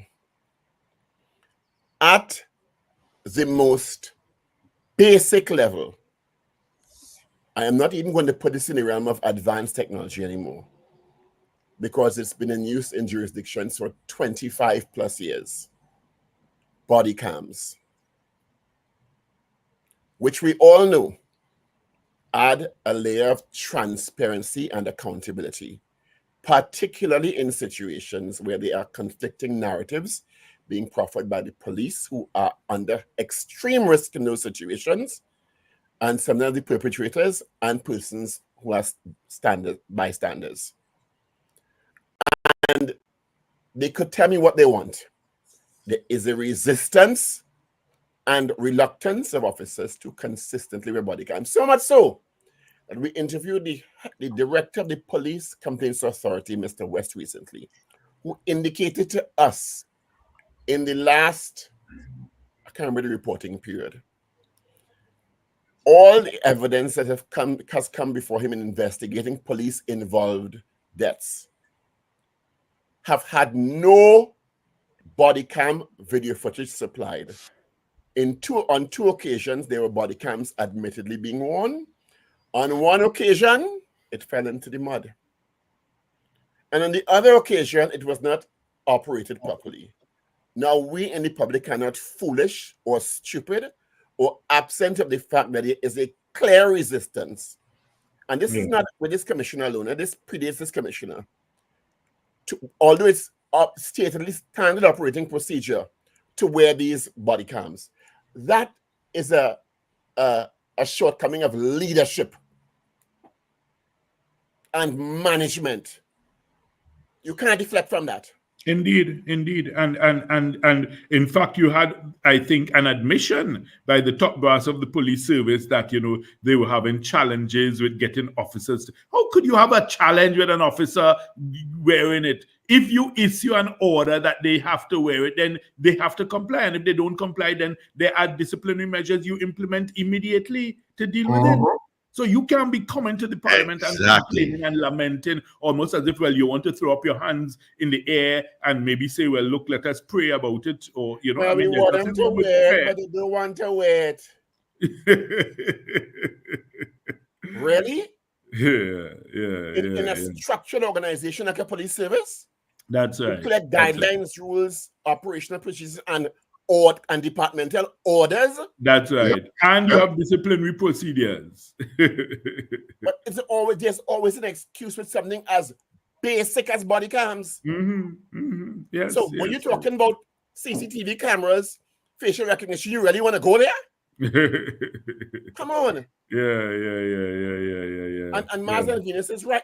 There's nothing funny about this to me. Because if you can't get even that layer of accountability and technology on stream, what of the others? Exactly. What of the more complex, training intensive, operational intensive technological applications? Yeah. Fellowship or leadership. Yeah. And that's what I keep saying, we have to examine what is happening here, and we have to at some point call a spade a spade. We can't continue doing the same things over and over and expecting different results. And I mean, the way the government seems to treat with it, I mean, I don't know if it is that they see it as a political issue, that they feel, well, if we have to make a change, then it might be an admission of failure on our part, and we might, suffer politically. I'm really need an admission of failure? I'm not sure. I'm not sure what they're thinking, but I mean, we definitely cannot continue this way as a nation. Wendell Stevens says often, and he may be onto something, and it shouldn't be about an election cycle, but very often it is. There are two major issues facing this country. The economy, which is out of our hands, and that's the government management of the fiscal policies, etc. And more profoundly, top of the list, in my opinion, crime and public safety. Crime and public safety is the most critical issue facing this country, not only internally, but externally. Our image, our ability to affect foreign direct investment, it impacts the economy. Our basic sustainability and existentiality. Yes. Because if you're dead, you can't, nothing else no matter. Right, yes. Okay? And if the government, in your words about Minister Hines' response, doesn't realize that those responses don't sit well with the public at all, and they are affecting the public perception of this government's performance, well, something is wrong. Yep. You are quite right. You're quite right. And So I mean, saying that, well, and yes, no, when the UNC was in power / People's Partnership, it was the same society. When Mr. Manning was in power delayed, it was the same society. Nothing ain't changed in 100 years. Societies produce good people and bad people for different reasons. So coming now and telling me that is telling me nothing new. Yeah. That's why I feel that, you know, we really have to reject that type of narrative, you know, because it's a pure deflection and an abdication of responsibility, you know. But because you know what, if tomorrow or next month there was a report that crime went down consistently for 3 months, they would be the first ones to take credit for it. Who claiming victory? They would be the first ones to take credit. Who claiming victory? Thank you. You wouldn't have society clean up itself, you know. The society has done wonderfully and clean up itself. Yes. Come on. You're right. But gentlemen, I have to thank you all. But could I just crave your indulgence if I could be excused, because I have another commitment I have to attend to. What is the commitment? But you know, I was going to say I miss Wendell, but like you take over from Wendell. You know, Wendell is the bacchanal man. Martin, thank you for being with us. We didn't talk about Tobago. It's a pleasure, guys. Thank we didn't talk about Tobago. You're playing Carnival? Yeah, I'll be there. All right, thanks a lot. Hope to have you on soon again. Thanks a lot, Martin. Yeah, all the best to you, Martin George. Take care. All right. Thank you again. That body cam thing doesn't sense me. You know? Yeah. Because and the messages come up on our board saying that there's something to hide. It's not even that I'm not even going there, Steve. I'm not even going there. Right? Because I don't know that most officers have anything to hide in parentheses. My issue, it's like saying, officers, we've bought vehicles for you to get around more efficiently. No, I don't want to drive that. You understand? Mm-hmm. Remember, first it was who told us? I think it was former acting commissioner McDonald Jacob. Well, they had to go through training. Remember that? Don't make me roll, man. But Paul, you know what? I was trying to get former Commissioner Jacob on the program this morning. What I don't understand with situations like that is that in the basic job across Trinidad and Tobago, when management issues a memo that says this is how you do X, Y, Z, employees comply. That's how you do it. Employees comply. You know that this is how we do it now. This is what we have to do now, and whatever, and you comply. Richard, the TTPS is pseudo, even more structured and hierarchical because it's security oriented. So the rules and regulations are even more robust. Exactly, and you following orders. Officers to wear body cams. That's crazy. We're talking about resistance. It has to be that the resistance is from the heads. That's what that logically infers to me. That the heads are resistant because they came through the rank and file and they know I didn't really want no body cam, and so therefore I understand them not wanting no body cam, so I'm not going to push it. That's the only logical explanation. There's always some. That's only the logical explanation. It can't be that you are interested in making sure that people comply.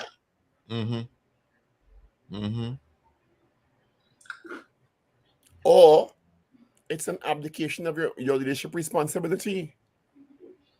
You're not holding anybody responsible or disciplining them for not following the rules, regulations, and orders. Because to my knowledge, there are departmental orders regarding this. Then the other accused, well, we don't have enough to go wrong. Yeah. And well, that one went out because the battery went out and it fell in the mud. What? All right. Gentlemen, we have real calls coming through. We have limited time, so let's make our call short and sweet, straight to the point. Good morning. Power family. Morning. Good morning, Power Breakfast Group. I have two statements. One is out here in the United States with the police force. Once they give an order, you have to follow the order. If you don't like it, then they have to grieve. Okay? That's how it's done out here. Number two, I wanted to ask a question. Since the president of Trinidad and Tobago is in control of the armed forces, could she make a determination independently and say, put those boots on the ground? Or she has to talk to the Prime Minister first before she makes that determination? Thank you.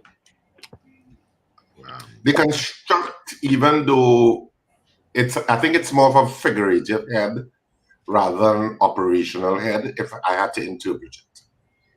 Hello, good morning. It's not the same thing like the U.S. president. Good morning. Yeah, go ahead. Hi, good morning. Sorry about that, gentlemen. Good morning, gentlemen. Paul, you see that question you asked there? That's a $1 million question that you asked there. If crime drop, who is taking the responsibility for it? That question is a go to the head of the class question that you asked this morning, and I want to thank you very much for that question. Because of all the sycophants who ball, and the government can't stop crime, and it's weaker. Please don't call them sycophants. People have the right to support who they want.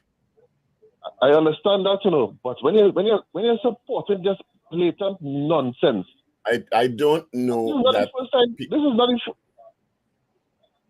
not the first time that they have victim blame us, the citizens of Trinidad and Tobago. They're always doing it. They always do it. Right? And it's time that we start. We put our foot down and say, hey, we're not taking responsibility for this. All they have some responsibility to take in this whole thing too. And I just called to say I appreciate that question that you asked there this morning. I didn't think about it, and it brings that to my consciousness and my front burner. I understand a woman called this morning and apologized to me for some comments she made yesterday. I wasn't listening to the radio yesterday. Yeah, Zena. Right. Yeah. But apparently she was, because of the sentence that she was made, my prediction was she did not understand what I was saying. I want to thank her for her apology. All righty. Thank you. Lots of calls. Good morning. Good morning, caller. Good morning, gentlemen. Morning. Good morning. Mr. That lawyer this morning, he echoed my sentiments. When I heard this statement by the minister, first thing I thought, is he a social worker now? He continues to do a poor job and insult the public at the same time. And I don't know what we have to do to bring this situation home to this government with respect to criminality and the work of this minister. And Richard, I think I agree with you when you said with respect to the body cams that it comes from the hierarchy. Because I do understand, as he said, if you give a directive and a direct order to your employees, they have to carry it out or face the consequences. Yep. I don't understand why it is so difficult. It has to be coming from the top, that they don't want to have it on police officers. What do you think? That's the only logical explanation. Yeah. If you're looking at it from a logical point of view, and you have the power to enforce via departmental orders, etc., and disciplinary responses, and none of that is occurring, then it has to be that you're complicit. So I want to know, is the commissioner subordinate not taking her orders, or is she giving the order? I wish somebody could. The order must have existed for a while. I think it probably predates Christopher, the current commissioner of police. But he may argue that disciplinary proceedings and an enforcement of wearing body cams is not an active thing. It has to be that senior officers are complicit with not wearing it. That's my only logical explanation. And let me tell you something. As in any work environment. You can have an official position and an unofficial position. And the unofficial position is underscored by whether or not you take disciplinary action as to whether the instruction is being carried out or not. Because you could have, there's a public outcry for it, so you could have an official position. Well, it's standard operating procedure, which we've been told. And if it's not done, we could just have a very laissez-faire attitude to dealing with it. Yep. Okay. Nobody fooling nobody here. Yeah, an informal track of how you deal with the response to exactly. But they ain't fooling nobody at this point with that. Yeah. Morning, caller. Yes, good morning, gentlemen. Morning. I really think that that statement that Mr. Hines made, I do think that was fitting under the situation as how we reach for how we describe now. I think that statement cannot sit well with the public. I never really expected Mr. Hines to make a statement like that. I don't want to say disappointed, but I'm kind of concerned with that statement that he would have made. And the police, I'm not going to support the police and stuff, but not that I'm not supporting them, but these issues with the body cam and I find the malleability of the orders given out to police is too placid, it's too soft. They need to do something with this thing. I mean, I listened to this thing about for the longest while with body cams. And this next thing with the two police that Richard mentioned this morning, and what they was talking about it, that they need to do something. These people charged for murder, and I was surprised to hear that the police commissioner had that kind of power. You need to do something. You need to do something with this, especially now where confidence have to be restored in the police service. So something definitely have to be done here. All right. Thank you, gentlemen. Thank you. We'll squeeze one short call before we wrap up for this Thursday. Good morning. Well, that is very short. Is that you in action there, boy? Final call, very short call. Morning. All right, morning. All right, it's short. So I will just recommend Paul and Richard to be 12 advisors of the Ministry of Security. I good, thanks. Send me the contract, let me see the remuneration and whatever perks, and I'll let you know. Gentlemen, let's wrap it up for this Thursday. All right, so whatever you do, of course, the weekend begins tonight, people, at a second after midnight, because it's Thursday, oh glorious Thursday, that leads us to Friday, which puts a big smile on our face. Have a fantastic day, whatever you do. Reminding you to catch us on this weekend, True Talk, No Lie, Friday, Saturday, and Sunday, Central Bank. And next week, Saturday, one final performance in Port of Spain for That's Extravagant News. What the dark comes to light at the Central Bank Auditorium next week, Saturday at 8:30 p.m.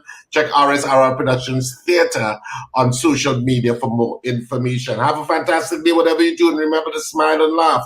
It's great for you. Have a wonderful day. Be safe out there. All right, gentlemen, do have a great one. Of course, Wendell will join us tomorrow morning, Friday. Gotta love a Friday. All right, let's get into our 8 o'clock news brief. Evie is in. This is your news bulletin from Power 102 Digital. It is time for your news update to 8 o'clock. I'm Avril Senthil-Bab. Good morning. In the face of runaway crime in the country, National Security Minister Fitzgerald Hines has placed some blame in the public or on the public as the murder count has crossed 500. Hines and the minister in the Ministry of National Security, Keith Scotland, have faced criticism for the escalating crime rate, which hit the grim milestone on Tuesday. Experts are now predicting a record 650 murders by year end. In an interview with Guardian Media yesterday, however, Hines said responsibility for crime does not lie solely with the authorities. He argued that criminals operate with impunity, partly due to public complacency. Head of the Tobago Chamber, Martin George, told the Power Breakfast Show this morning that he wholly rejected the comments of Minister Fitzgerald Hines yesterday. He said that it says nothing for Minister Hines in his present role, that he is pointing fingers and blaming society for crime and accepting no responsibility for the crime scourge presently happening in TNT. He said the country is not in need of another psychologist to analyze the ills of society and quality of parenting. He said a capable national security minister is what's needed. He also commented on the recent spate of kidnappings by persons in police uniforms with police vehicles. He said there must be a way to ensure that officers are held responsible for vehicles they operate, to ensure they can account for the vehicles they use, so if a vehicle is used in a crime, it can be traced. The opposition United National Congress will today seek House Speaker Bridget Anderson George's permission to refer Energy Minister Stuart Young to Parliament's Committee of Privileges over his comments aimed at Kamala Persad-Bissessar while she and other members were exiting the chamber last week. Although the Port of Spain North St. Anne's West MP publicly apologized to the public for his hot mic comment yesterday, Persad-Bissessar said she was not accepting it. And Clint Rogers, the father of 7-year-old Jaheim Samaru, who lost his life after he was knocked down, says he's not prepared to forgive the man whose actions resulted in his son's death.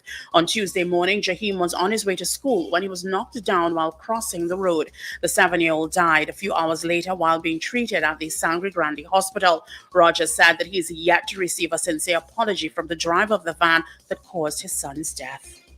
Well, that was your update to 8 o'clock. Look out for news in full at 12 noon.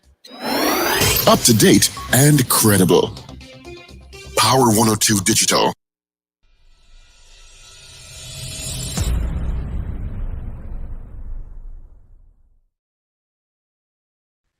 Legislation sets the tone for how we treat each other as a society. It provides those boundaries and the expectations, and it also upholds the rights of all of the citizens. Legislation is important for everyone in society as it sets rules and regulations that create an organized, safe and fair environment in which everyone is equal. They form the opinion that because you have a disability, that you are somehow unintelligent, stupid, ridiculously asinine, you name it. So legislation is quite important, and I hope that legislation is soon coming so that people with disabilities can be who they are. People first, disabilities after. And your reason being? I'll tell you right. So good morning to everyone. Morning. Obviously you'll want to make sure that there's a heavy deterrent. But what is the reason for it?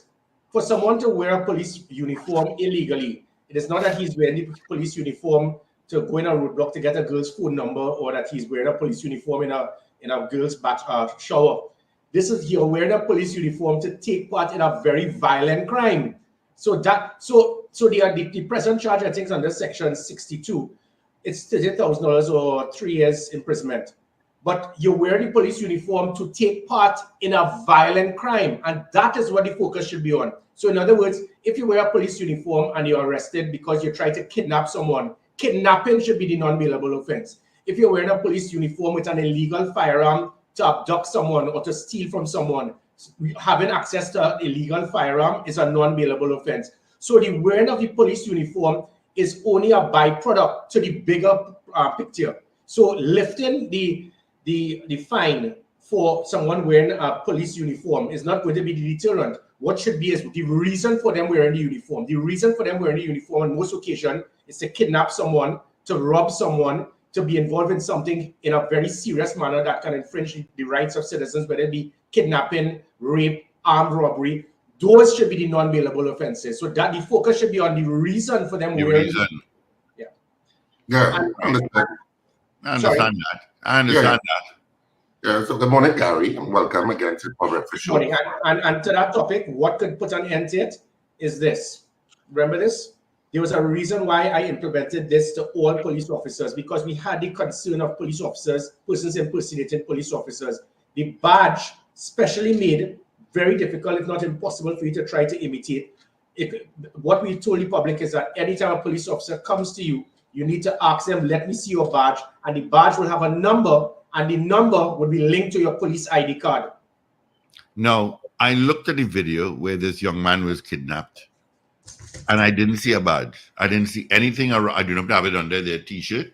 Yeah, but well, I did not see anything. And as you said earlier, when you brought that, when that whole badge issue came out and everybody had to wear it, that it must be visible. Correct. So Ulla Christopher, who was voted and supported by the UNC and the PNM to be commissioner, she shut that down. This was mandatory. You must wear the badge. And Ulla, in her wisdom, everything that Gary Griffith did, let's shut down. So now you have, thanks to Ulla and Old MacDonald, Jacob, they have gone out of their way to make it easier for criminal elements to imitate police officers, just because Gary Griffith implemented the badge. The badge was an avenue to prevent this or minimize. Well, I did not know it was shut down. Yeah, it was. That's why it's not mandatory anymore. That's why police officers are not wearing it. It was mandatory that you must have some wearing it. Yeah, because they like it, not because they need to. We put it as a standing order. You had to wear it. And it meant that if you confront any citizen, they ask, let me see your badge, similar to what you will see in North America. And the badge must also go with your ID card to have the number.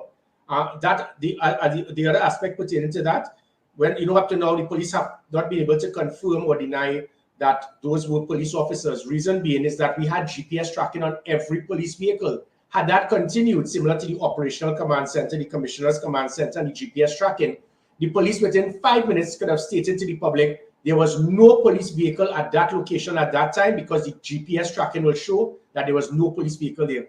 That was removed, so they don't know who's police and who's thief, because they can't pinpoint where the police vehicles are stationed.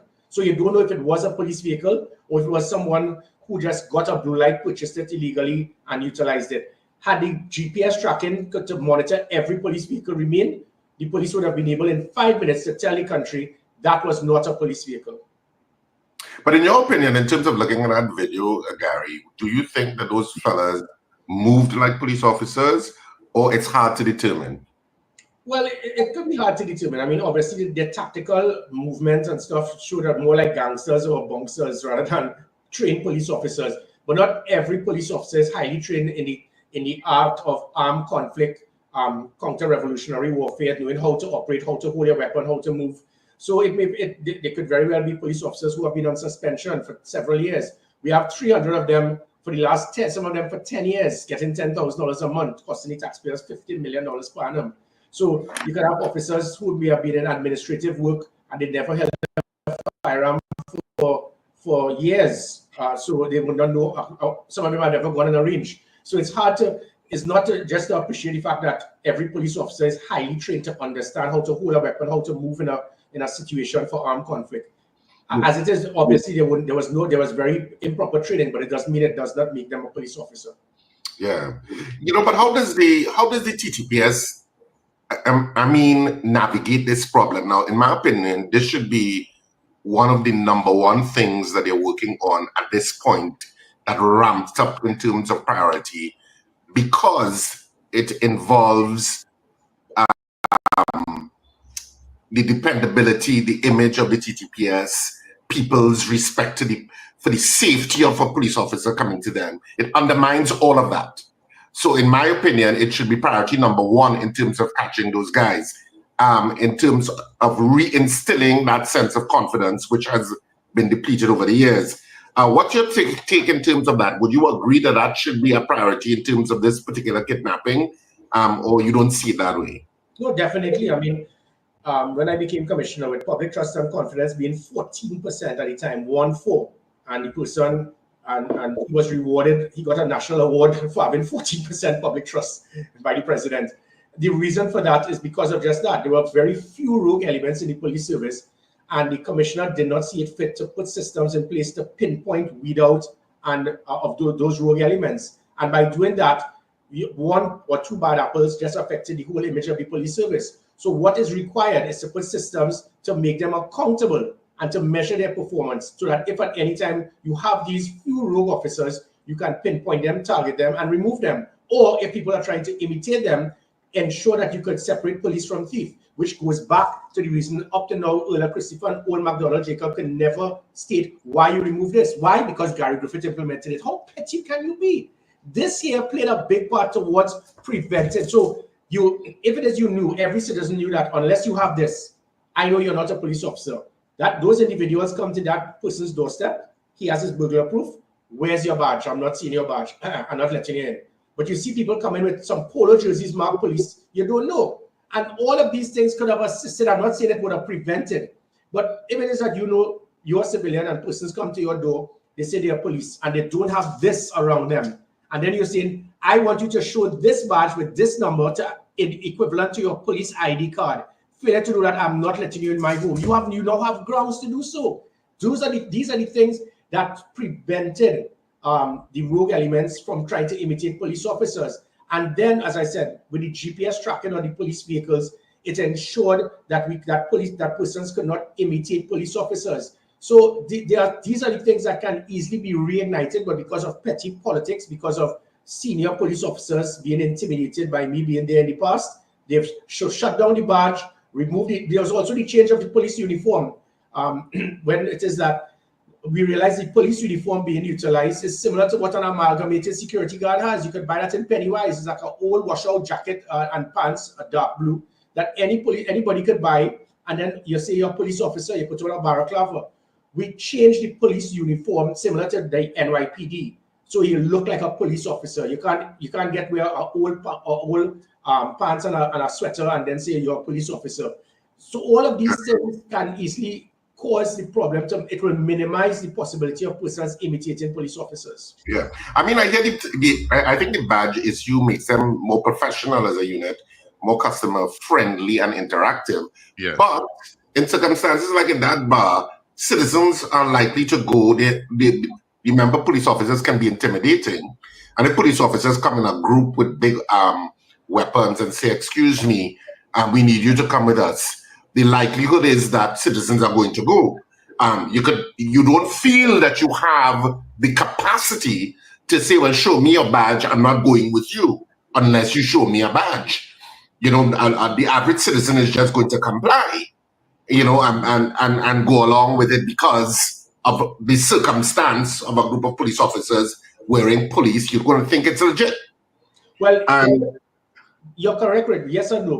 Because I'm speaking about the point that the reason why they're wearing the uniform is to allow you to foolishly just walk with them because you perceive them to be police officers. If you don't think that they are police officers, it can't very, because my point is you're in your home, it's burglar proof. And if they turn up there in front of you, you're not going to open the door to let them in. So it gives you now it gives you something now to prevent them from kidnapping you or apprehending you. If it is that you just walk inside here and you're in public with them and they grab you, well, there's nothing that could be done. So there would be possibilities. I do not know in this specific circumstance, but if you're behind your closed door, you're in your gate, and you have dogs, you have burglar proof, and these officers refuse to show this. These officers refuse to show their ID card. It can cause, I want to see your ID, I want to see your badge. These were standard operational procedure to prevent police persons imitating police officers. And if those rogue officers actually were police officers, it allows the citizen now, I know your badge number, I know your number, I'm coming for you and liaising with the PC as soon as you leave. Because we had situations where police officers will abuse citizens and the citizens will go past and they wouldn't even know the name of the police officer because the police will at times say, I don't have to give you that. And there's nothing that could be done. This being put around you ensure that you will see the number and you can't escape. Those are the things that would have been provided that caused public trust and confidence to move from 14 to 59%. It's a reason that 3 years later has moved from 59% to 8%. When you remove the badge, you refuse to implement the uniform that was acquired, you remove the GPS tracking on the vehicles, you remove the online reporting and the police app that will allow citizens to report rogue police officers. All of these things add up and it will cause the public now to lose confidence. And it's just because of a number of rogue elements in the police service. These were the same 7,000 police officers that the public had the highest public trust and confidence in any arm of the public service just a few years ago. Well, there seems to be a ramping up of kidnapping. At least it seems that way. I remember years ago there was a problem with kidnapping, and I think under SORT, you can correct me if I'm wrong, it went down to virtually zero. And now there seems to be a ramp back up and disturbingly for citizens in terms of the last kidnapping / murder. It was police officers that were arrested concerning this issue. Now you have like a week or 2 weeks later, you have another kidnapping of a businessman and with people in police uniform. How do we navigate this? Because it's a serious problem. It's seriously concerning the citizens on the ground, because now you're not so sure. If you're not sure if a police officer is really a police officer, you have a problem. You have a huge problem. How do you deal with something like this? And do you consider it a trend or not? Because earlier in the conversation that we were having when Paul was there, Paul had indicated that the minister, Keith Scotland, Senior Counsel, had said he doesn't see any trend. And of course, for some citizens, they're seeing a trend, and the trend is that kidnapping is on the rise.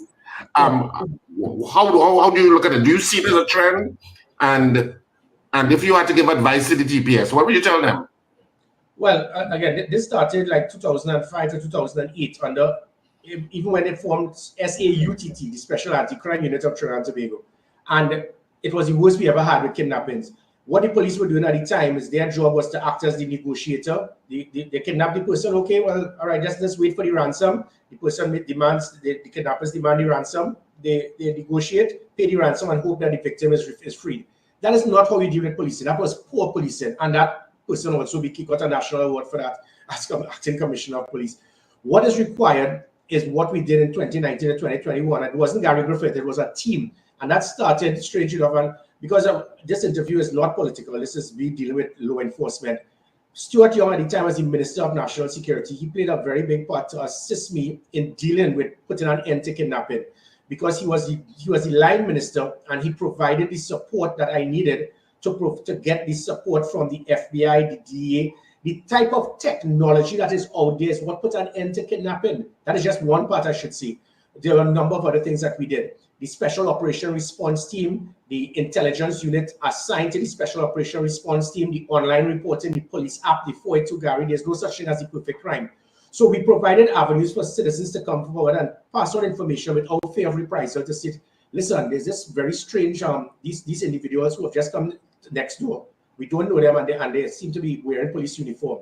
Bam, we got that. It gave us leads. We then also, again, with Minister Young, myself, we worked as a team with the SSA, with the same Roger Best. And through Roger Best, through myself, working 72 hours a day, 72 hours constantly for 3 or 4 days, like the Natalie Polonave kidnapping, for example. What you will see in the SVU TV series, there'll be a wall. We'll start pinpointing numbers. We'll pinpoint locations. We'll pinpoint targets, persons of interest, links, reason for it, and then start linking until we come to the possible perpetrator. That is how we were able to pinpoint persons of interest. And it wasn't by accident that over 15 different kidnappings, we were able to immediately arrest the kidnapper and rescue the victim. Now you're hearing police rescue the victim. The victim escaping is not a rescue. The victim's family paying the ransom is not a rescue. Rescue is when it is we were kicking down doors, intercepting vehicles, opening the trunks, finding rescuing the victim, arresting the kidnapper. We did that on 12 to 15 occasions from Natalie Polonave up. There was a reason for that, as I said, because of the Special Anti-Crime Unit. We had to form a unit separate and apart from the police, because on several occasions, certain police officers were part of the kidnapping. So when they were inside, knowing what we were doing and tipping off the kidnappers, hey, Gary, Gary's closing early, you need to move. So you must have a separate unit. The anti-kidnapping squad was a very highly trained unit, unfortunately, based on bad policing. Senior persons who were trained and qualified in anti-kidnapping, they transferred them to other locations, similar to the gender-based violence unit now. You recall in 2021, we had put a virtual end to domestic violence. The persons were properly trained through Mayor Rudy Giuliani's unit and NYPD. And now most of them have been from Clare Guy Island and others. They've now moved out of the gender-based violence unit, and persons in the GBVU now, police officers, are not properly trained. The same thing is happening now with the anti-kidnapping squad. So you need a special unit separate and apart, an intelligence unit separate and apart, and the technology that is out there. So it was not by accident that there were 12 to 15 kidnappings under my watch, and every single one, we were to pinpoint the kidnapper, arrest them, and rescue the victim. That is what put an end to kidnapping. I talk about technology, and I don't know how much you can share without compromising anything, but the issue of masks, isn't there technology that can identify those guys in that police uniform because they were wearing masks. Isn't there technology that can approximate what they look like? Well, you're just answering the question. There's absolutely not a snowball chance in hell I will state the type of technology that is there. All I could say is the technology there is what allowed us to solve 100% of the kidnappings and rescue the victims. The technology is there. The kidnappers could not understand what it is that I was doing that caused us to be able to pinpoint where they are, what they were doing, who were their assistants, who were supporting them in the police service. And that is what put an end to kidnapping for ransom, because they realized there's something that the police have that is catching us, so let's find another crime. They then tried with home invasion. We changed that to make sure we had GPS on the police vehicles. Police stayed in the area of responsibility. We had a proper 999. So if you dial 999, within less than 5 minutes, you jump the wall. By the time you jump back over, a few moments later, we'll apprehend you. We put an end to extortion. So there's technology that is there. I can't obviously give the details of technology for obvious reasons, but the technology is what put an end to kidnapping just 3 years ago. Why is it? But if the technology was there and it still is there, I'm assuming, then it's just not active. Well, I can't say it's not active. There should be some resolve to all of this trend or no trend. I don't know, the trend of kidnappings or the high-profile kidnappings that have taken place recently. There should be some sort of inroads being made because the technology exists, as you said. Richard, if you put a ban and tell police officers you don't have to wear this, just that alone shows the pettiness that we have. We are playing politics with national security. We're playing politics with the lives of citizens. The systems are there. The police badges, the GPS on the vehicles, the special operation response team, the police online reporting, the police app, the technology. All of these things is what puts an end to kidnapping. So I know sometimes it's unfortunate that people would like me or dislike me based on the politics. So it's for the PNM or UNC till you die. Answer that. Why would you put an end to all of the things that I put in place that put an end to kidnapping? The point being the systems are there. However, it wasn't just the technology, as I said. Stuart Young, myself, Roger Best, we will spend several hours at the National Operations Center trying to see if we could patch everything together, forming a proper system to target the perpetrators. And we were able to do it. It takes a lot of work. You can't be a lazy commissioner of police. You have to micromanage these situations. You have to be on top of it. But as I said, up to now, 4 days later, the police can't even state if they were legitimate police officers involved in the kidnapping. Why? Because initially we had GPS tracking on every police vehicle. Had that remained, it meant that the police could have stated within 10 minutes, we wish to confirm there was no police vehicle at that spot at that time. That was someone imitating police using a vehicle with a blue light that was illegal. They can't say it because they shut down the operation command center, the commissioner's command center, the GPS tracking on the police vehicles. And by doing that, you don't know who's police from thief. I wanted to get to the point of resources because the 2025 budget was recently read. I don't know if it's completely passed yet, but 59.7 billion. I think national security got the third highest at 6.1 billion, I believe it was. Of course, the highest allocation went to the Ministry of Health, strangely enough, which was 6.7 billion, followed closely by education, 6.5, 6.7, something a little less. And then, of course, national security. As part of the national security framework that the Minister of Finance identified, he identified certain things. He talked about Coast Guard vessels that will be acquired by 2027, I think it was. Yes. And also 2,000 vehicles, new vehicles for the police service. What's your take on that? Because, of course, you have political aspirations. So you must be looking at budgets and budget statements. And also from a security perspective, do you think those measures in terms of those 2,000 additional vehicles, the issue of the Coast Guard vessels, do you think good or bad in terms of the resource allocation to the security services? And an additional question I'm tagging on, the Prime Minister, I know CARICOM, had been big on public health, that crime be viewed through the lens of being a public health issue. I don't know if the increased allocation of the Ministry of Health to being 6.7 plus billion and being the number one allocation includes some funding that is kind of channeling, kind of an intersect between the Ministry of National Security with regard to that public health issue. What's your take on all of that? Well, health, education, and national security for the last few decades have always been the top three ministries with funding. As it pertains to the Ministry of National Security, half of that, or just a little over half of that, is salaries. So when people say, oh my God, he's spending $6 billion per annum on national security, we're getting nothing for it. You have the salaries, so that's the first part. As it pertains to the allocation, yet again, the unfortunate thing is when civilians who have absolutely no training, knowledge, or capability in understanding law enforcement, they come up with these things, and without having experts in the field, it'll be waste of taxpayers' money. The extra Coast Guard vessels, it is ludicrous. I mean, I acquired those 12 Garmin vessels. I acquired it at a cost of $1.2 billion less than the 3 OPVs, and they could have done the exact thing that the OPVs could have done. The OPVs, we were paying 800 million TT for each OPV. When it is as the security advisor, I looked at the cost I was getting the offer from the government of Israel, Colombia, and Korea. We were getting the same OPVs for 400 million TT. So that was basically 1.2 billion TT extra we were going to pay. People don't believe me? When you come off air, type BAE, capital BAE/corruption. You will find 17 countries suing BAE, inclusive of the United Kingdom, for paying kickback to government officials. So as it pertains to the vessels, so we got the number of vessels required, but we never had manpower strength to equate with asset acquisition. So when you have all of the vessels presently in the Coast Guard, if they're all operational now, it will not even, we don't have 20, it can't even 25% could be manned because we don't have manpower strength, but you're purchasing more vessels. It makes no sense. The Coast Guard, they don't need more vessels. What they need is proper maintenance. I heard the ridiculous talk about the Chinese vessel.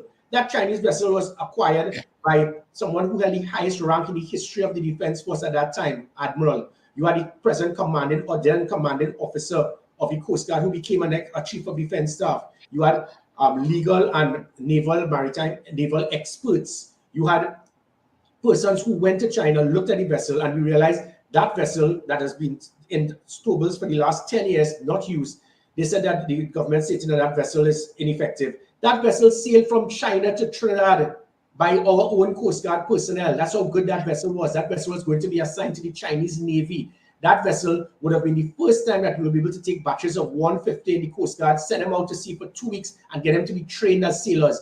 To be trained as a sailor now, you stay on the Coast Guard jetty in Stobart and swim 5 laps. That's how you become a sailor, because they don't have the vessels to get you out to sea to train. So to say that the vessel was not good enough. If for 10 years you don't maintain it, you don't put systems to have it out at sea, then you will have problems. So you do not need more vessels. What you need is to increase the Coast Guard manpower strength to equate with asset acquisition. Additionally, you need to have the maintenance of the present vessels to be able to utilize it. But we love to purchase vessels because that's where you could get 3 or 4 times markup. Pertaining to the other things that they have implemented, I think it is, again, rather unfortunate. You need to look at the measures of corruption or mismanagement. A simple example is overtime in the police service, where I was able to pinpoint corruption and reduce it by about $100 million per annum. Reducing that allowed me to implement the police marine branch, the rapid response, the emergency response patrol, GPS tracking on vehicles, tasers, pepper spray, body cameras, things never seen before in the police service without asking Minister Ingwood for a cent. And that is what is supposed to be done. Find ways to minimize wastage and utilize the funds now for what the law enforcement agencies would need. That is not what is being done. And you're just pumping money, and you're putting bad money, you're putting good money into bad, and you're not going to get the increase in the quality of service. Nothing was stated as it pertains to customer service training, public relation, putting systems to measure the performance of police officers, make them accountable, the proper utilization of the Trinidad and Tobago Defense Force. We have 5,000 of them in Tetron and Stobles waiting for another 1990, 34 years later. We don't dare. There are things that they can do right now. So you can utilize them, but I think the budget showed, yet again, politicians coming up with bright ideas with absolutely no proper thought process. But they have included the Defense Force recently in terms of joint patrols again. I know certainly in the city, I'm not so sure how widespread it is across the country, but certainly in the city of Port of Spain, So they are utilizing them to some measure in terms of that. Richard, sorry, they use 100 out of 5,000, and they call that joint patrols. 100 members of the Defense Force are utilized with the IATF, the Interagency Task Force. And the reason I can know is I was there. When we had 150 hoodlums coming down into Port of Spain to destroy Port of Spain during the COVID period, not one member of the Defense Force came out. And no fault of theirs, they wanted to come out, but the politicians refused. So the Defense Force have never left Tetron or Stobbles in 34 years other than 100 to deal with IATF. We don't need that. These officers, these personnel are trained, they are qualified. So when people speak and say that they're only trained to kill, that is not true. I was the first Trinidad and Tobago citizen to return home with a United Nations peacekeeping medal. And because we are also trained to act as an aid to civil power and to support and complement the police service. We have regimental police. So those things, and again, when it is you look at the problem, we have the Air Guard. 500 persons in the Air Guard for the last several years have been in PRQ playing small ball football because they don't have a tricky chunk kite to fly, far less an aircraft or a helicopter. So those are the things that you need to put in place, allow them to be able to serve our country. Yeah. But I'm a big fan of certainly of an air guard and air power in disguise. I know people talk about drones and etc. etc. I think there is nothing that beats the immediate response of a helicopter up in the air, following a vehicle and giving real-time information to resources on the ground. That's my opinion, but I'm not an expert. Let's do it a little bit of politics now, because you're, of course, the political leader of the NTA. The general elections is drawing nearer and nearer in 2025. Parties are starting to indicate who their candidates are for certain seats. Of course, you've already indicated that you're going up for St. Joseph. What's the sense? What is the NTA's strategy in this? Because there seems to be a certain amount of tension between yourself and the current opposition leader, and of course, a little bit. Yeah, a little bit. And of course, the PNM doesn't align with anybody. They've always held that position. Is it that the NTA is prepared to go it alone in 2025? Yeah, it's very strange that question is always asked on the third party, whether it's ONR, NAR, COP, or the NTA. You wouldn't ask the PNM or UNC that same question. It's always, what do we intend to do? It's always, do we intend to go alone or not? I would like for persons to understand. They have a track record. Yeah? They have a track record. Exactly. No, I know. I'm agreeing with you. There's a reason for that. The track record has always shown that. But I would like the country to understand that this Bridge constituency, we are a political party. We have not been formed to get another party in government. We have not been formed to join another party to help them get in government. We are there because there's that 100 to 150,000. It started, I said, at 81 or 91,000 in 1981 with the ONR. It then went to 127,000 in 1991 with the NAR, of which Kamala Prasad Bisesa was part of. I think she lost her deposit against the UNC in Separia in 1991. So when people criticize the third constituency, especially the UNC, hey, your political leader was in that same third party thing, and I think she lost her deposit. She was in the NAR against the UNC. And that was her right. There's nothing wrong with it. It then went to the COP in 2007 with 147,000 votes. Unfortunately, because of our first past the post rather than proportional representation, that 147,000 may be scattered throughout the country because they were, when you call us the knife and fork, when they call us the floating voters, the Bridge constituency, call us what you want. The fact is that we may not have the numbers to get 21 seats. But the good thing is what we decide will always dictate the outcome of the election. That is a fact. If those floating voters, there's no third party, most usually turn to the PNM than the UNC, which is why the UNC has never won an election on their own in 34 years in a three-horse race. Never.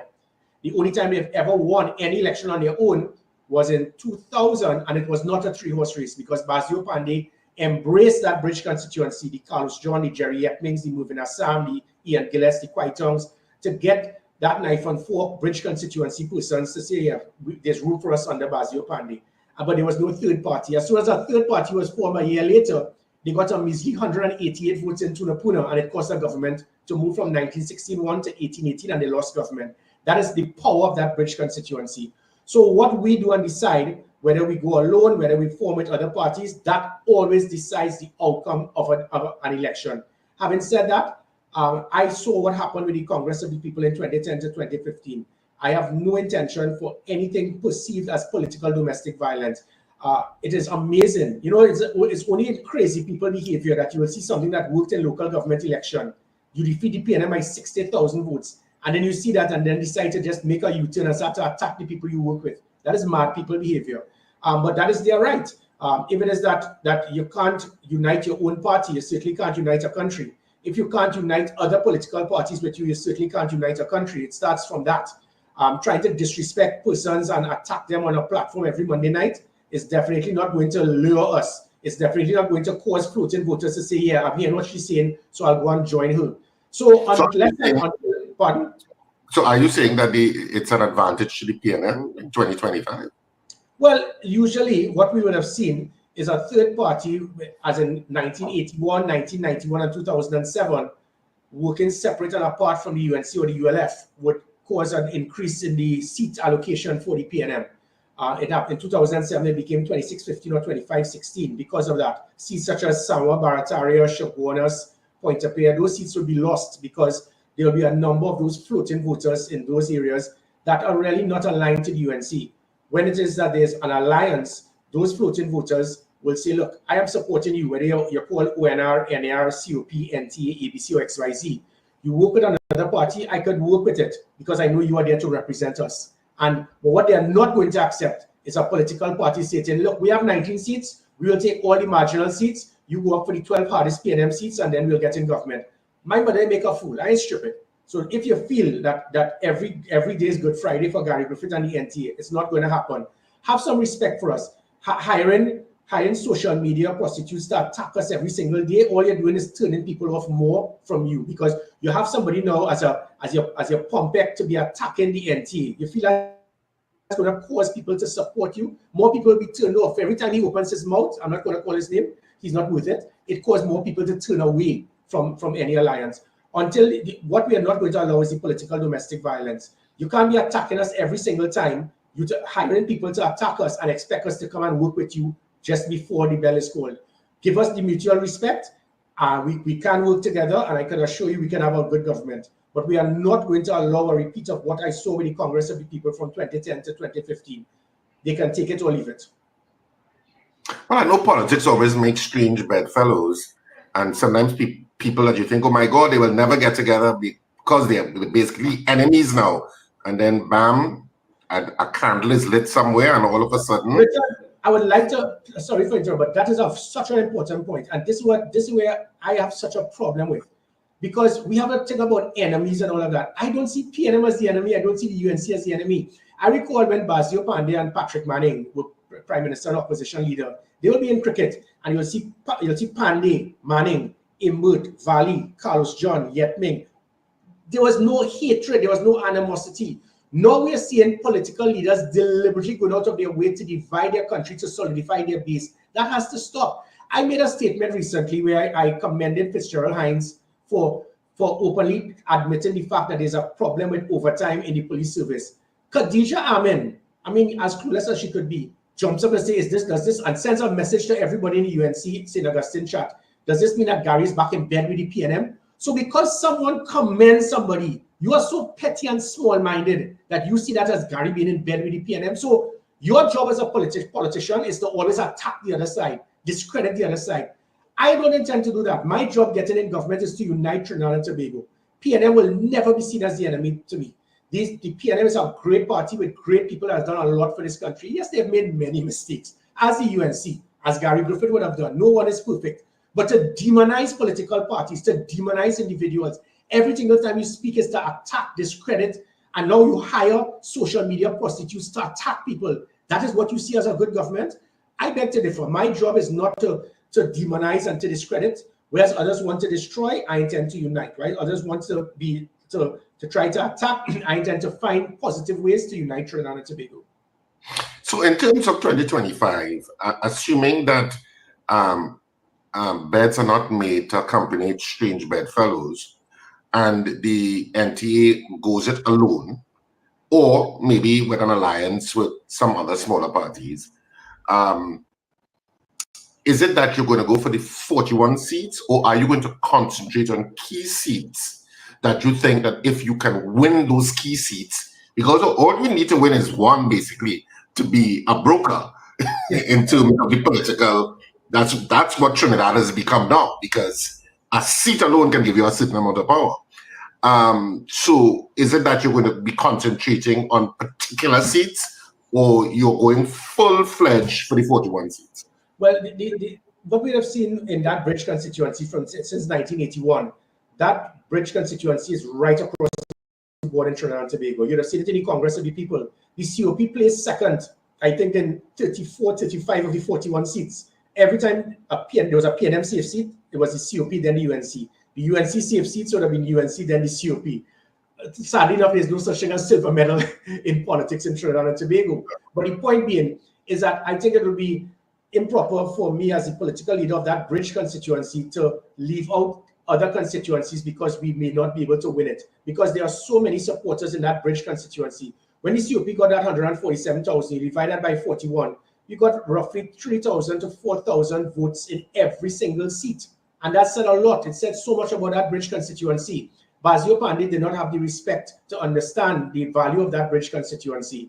And because of that, he paid the political price. Kamala Persad-Bissessar understood it in 2010, which is why she embraced Winston Dukaran. My take on it is that Winston Dukaran did not negotiate well. He's an excellent politician, a brilliant statesman, a poor political negotiator. He allowed the UNC to get 21 seats, and with that, UNC said, hey, we are 21, them can rock soon now. And that is what caused the collapse of the People's Partnership. I don't think anyone wants that to happen. So the bigger we expand, the bigger the base will build. So you can't just pinpoint just the marginal seats. So as it is right now, we are looking at candidates throughout the length and breadth of Trinidad and Tobago. We are also working and communicating with other political parties such as COPE, the Congress of the People, and other parties. Remember, our name is an alliance. If there are other parties with the same principles and ideologies of the NTA, we will communicate with them, inclusive of the UNC, inclusive of all other political parties, and we intend to transform Trinidad and Tobago. So it is not about just pinpointing certain seats. Let me quickly add, however, the marginal seats will always be the critical seats. The marginal seats has always been the bulk of those floating voters, be it St. Joseph, Samoa, Barataria, Tunapuna, Lupino, Bonea, La Joqueta, Talparo, San Grande, San Fernando West. Those are the seats we will definitely be going up for, because once we go there, people will understand that we will dictate the outcome of the election. Whether you like it or not, I'll say it one more time, the UNC has never won a general election on its own in 34 years in a 3-horse race. It never happened under Basio Pandey when he embraced that bridge constituency. It ain't going to happen now. So as much as you batter Gary Griffith, like me or don't like me, what we do would decide the outcome of the general election. Well, as we head to closing of this interview, Gary, I want to ask you a question. You know, a lot of times people get very despondent, disillusioned about Trinidad and Tobago for various reasons. Some for them, it's economic opportunity. For some, it's the issue of crime. And of course, there has been certainly an uptick in people migrating out of the country, especially younger families and stuff like that.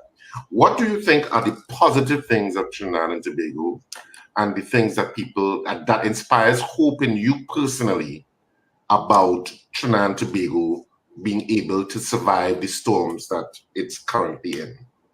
The people, the citizens of Trinidad and Tobago. What has destroyed our country is nothing other than politics. I go back to just 20, 25 years ago, we never had this situation now. Politicians have been so strategic, they have gone out of their way to deliberately divide Trinidad and Tobago to the point that even criminals benefit from it. When it is you look at the things that I just spoke about, that put an end to kidnapping, home invasion, dealing with making sure you have a fast response, a few moments later, pegging back criminals, the highest reduction in violent and serious crime under my watch as a minister and a commissioner. And you will shut it down and remove it because it's Gary Griffith and it'll make him look good. Politicians, of course, the problem. Politicians go out of their way to divide the country, be it geographical location, ethnic composition, religion, political affiliation. It has to stop. But the people themselves, they don't want that. But they're so caught up in the fact that I am not going to vote for this party because I'm afraid of what they will do, because them thief, them corrupt. we have gone out of our way to destroy Trinidad and Tobago. My style of politics has been totally different. I have no intention to go out of my way to demonize any political party or politician. My job is to try to unite Trinidad and Tobago. I almost say make Trinidad and Tobago great again. I'm not going to say that. I say what I could say is that make Trinidad and Tobago safe again.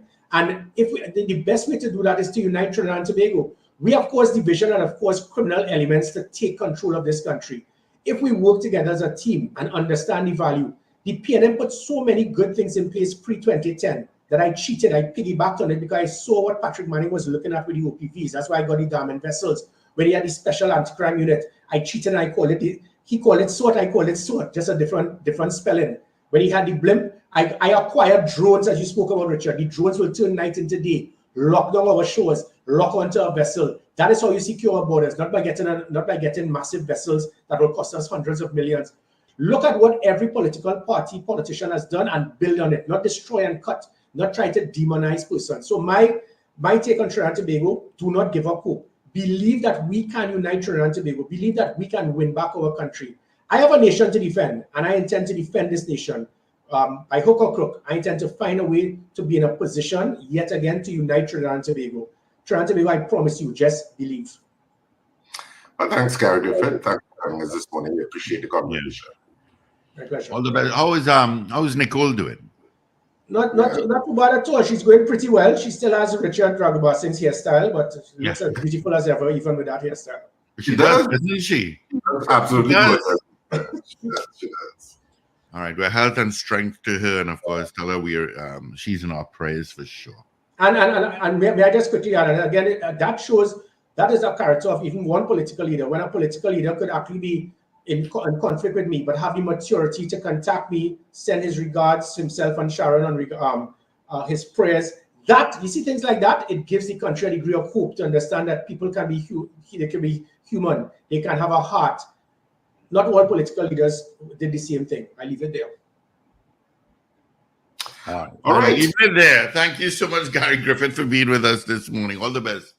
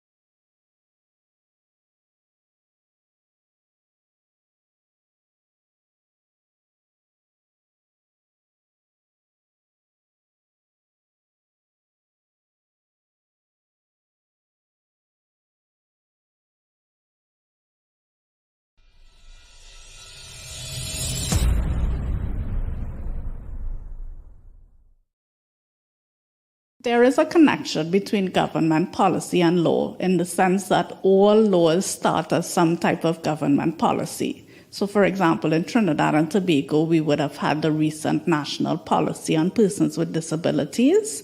And that policy talks in very strong terms about the need to both enact laws to provide for the human rights of persons with disabilities.